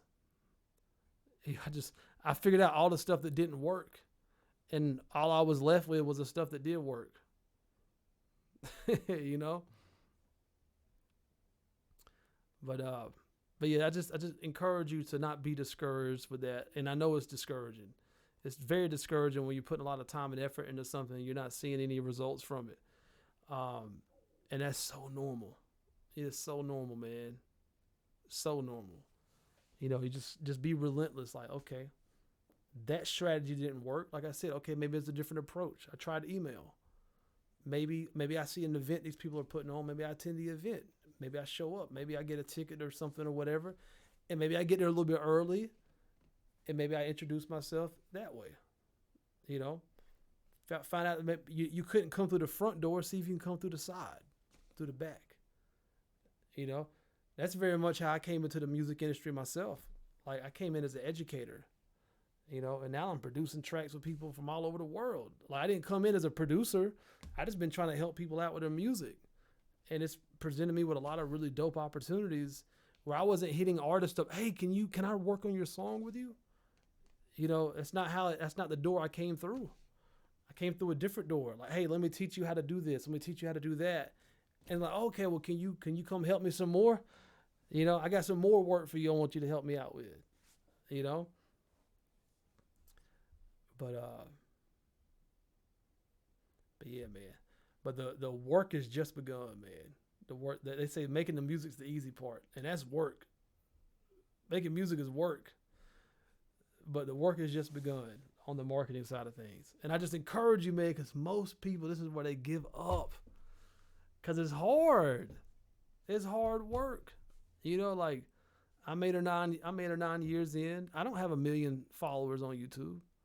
You know, I don't have 1 million subscribers. It don't matter how many subscribers I have. There's people with 1 million subscribers who only get a couple thousand views per video they put out. It is what it is. You know? It is what it is. But it's not about the number. It's about the quality of the people you have. That's really what does matter. And with a fan base, you don't need to have 1 million fans to be doing very well and to make an impact.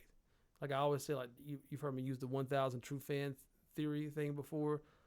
Like if you had 1,000 fans that bought everything you came out with, and you came out with $100 worth of product a year, that would be $100,000. Cut that in half and say 500 fans, it'd be 50,000. You know, 300 fans, 30,000.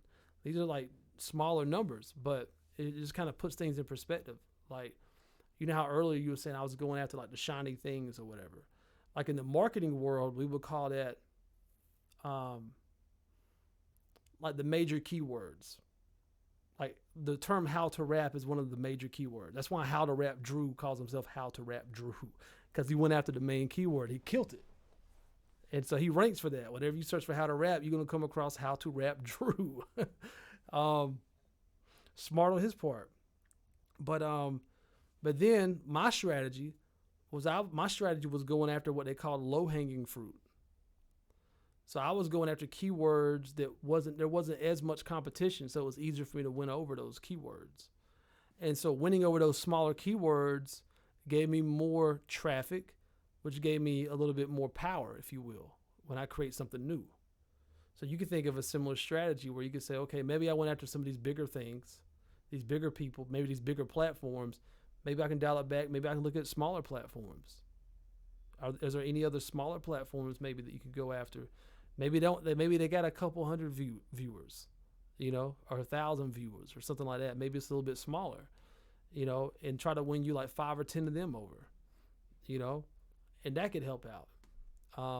But look, life is like chess, man. That's why I love the game of chess. It's all about strategy, man. You know, so yeah, that's a lot of rambling on my end, but hopefully it gives you some stuff to think about, man. I see you over there. He's like, all right. He's writing down plays. All right, so we're gonna blitz from this angle. We're gonna kiss from that angle. Okay. Yeah.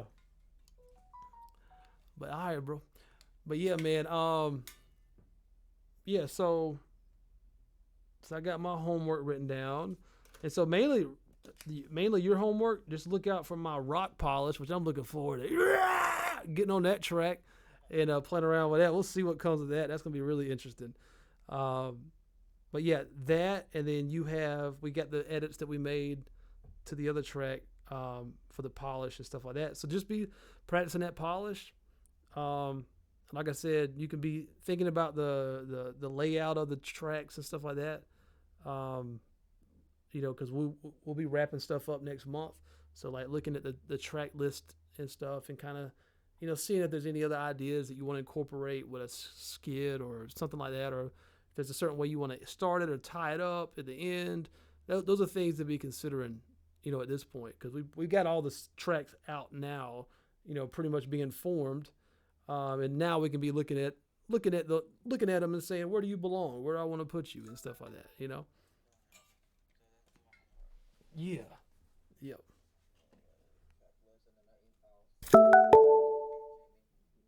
Yeah. Yep. Oh yeah. Exactly. Exactly. Yep. Yep.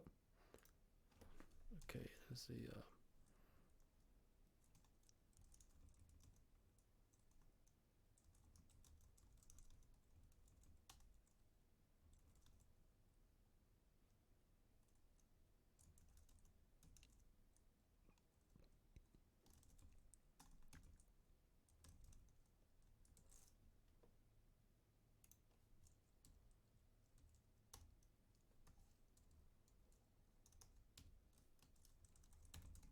All right, bro. Yeah, and just keep up the effort on freeing up that space on that hard drive. Yeah, you and me both. Yeah, I didn't realize that I was already full because I deleted so much stuff. I mean, there's probably just one folder that's it's not crazy, big, but I don't know. Yeah, I'll just end up deleting it and then it probably probably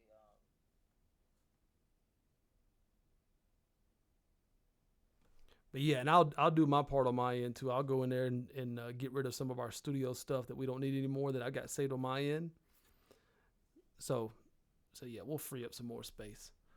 But yeah, bro. But I will keep you posted on my end with everything. And yeah. And as usual, bro, just let me know if you need anything else, man. thank you so much. I appreciate it. Hey, I appreciate you too, Rich. I'll talk to you soon, bro. You take care, man. It's my brother. All right, man. Peace.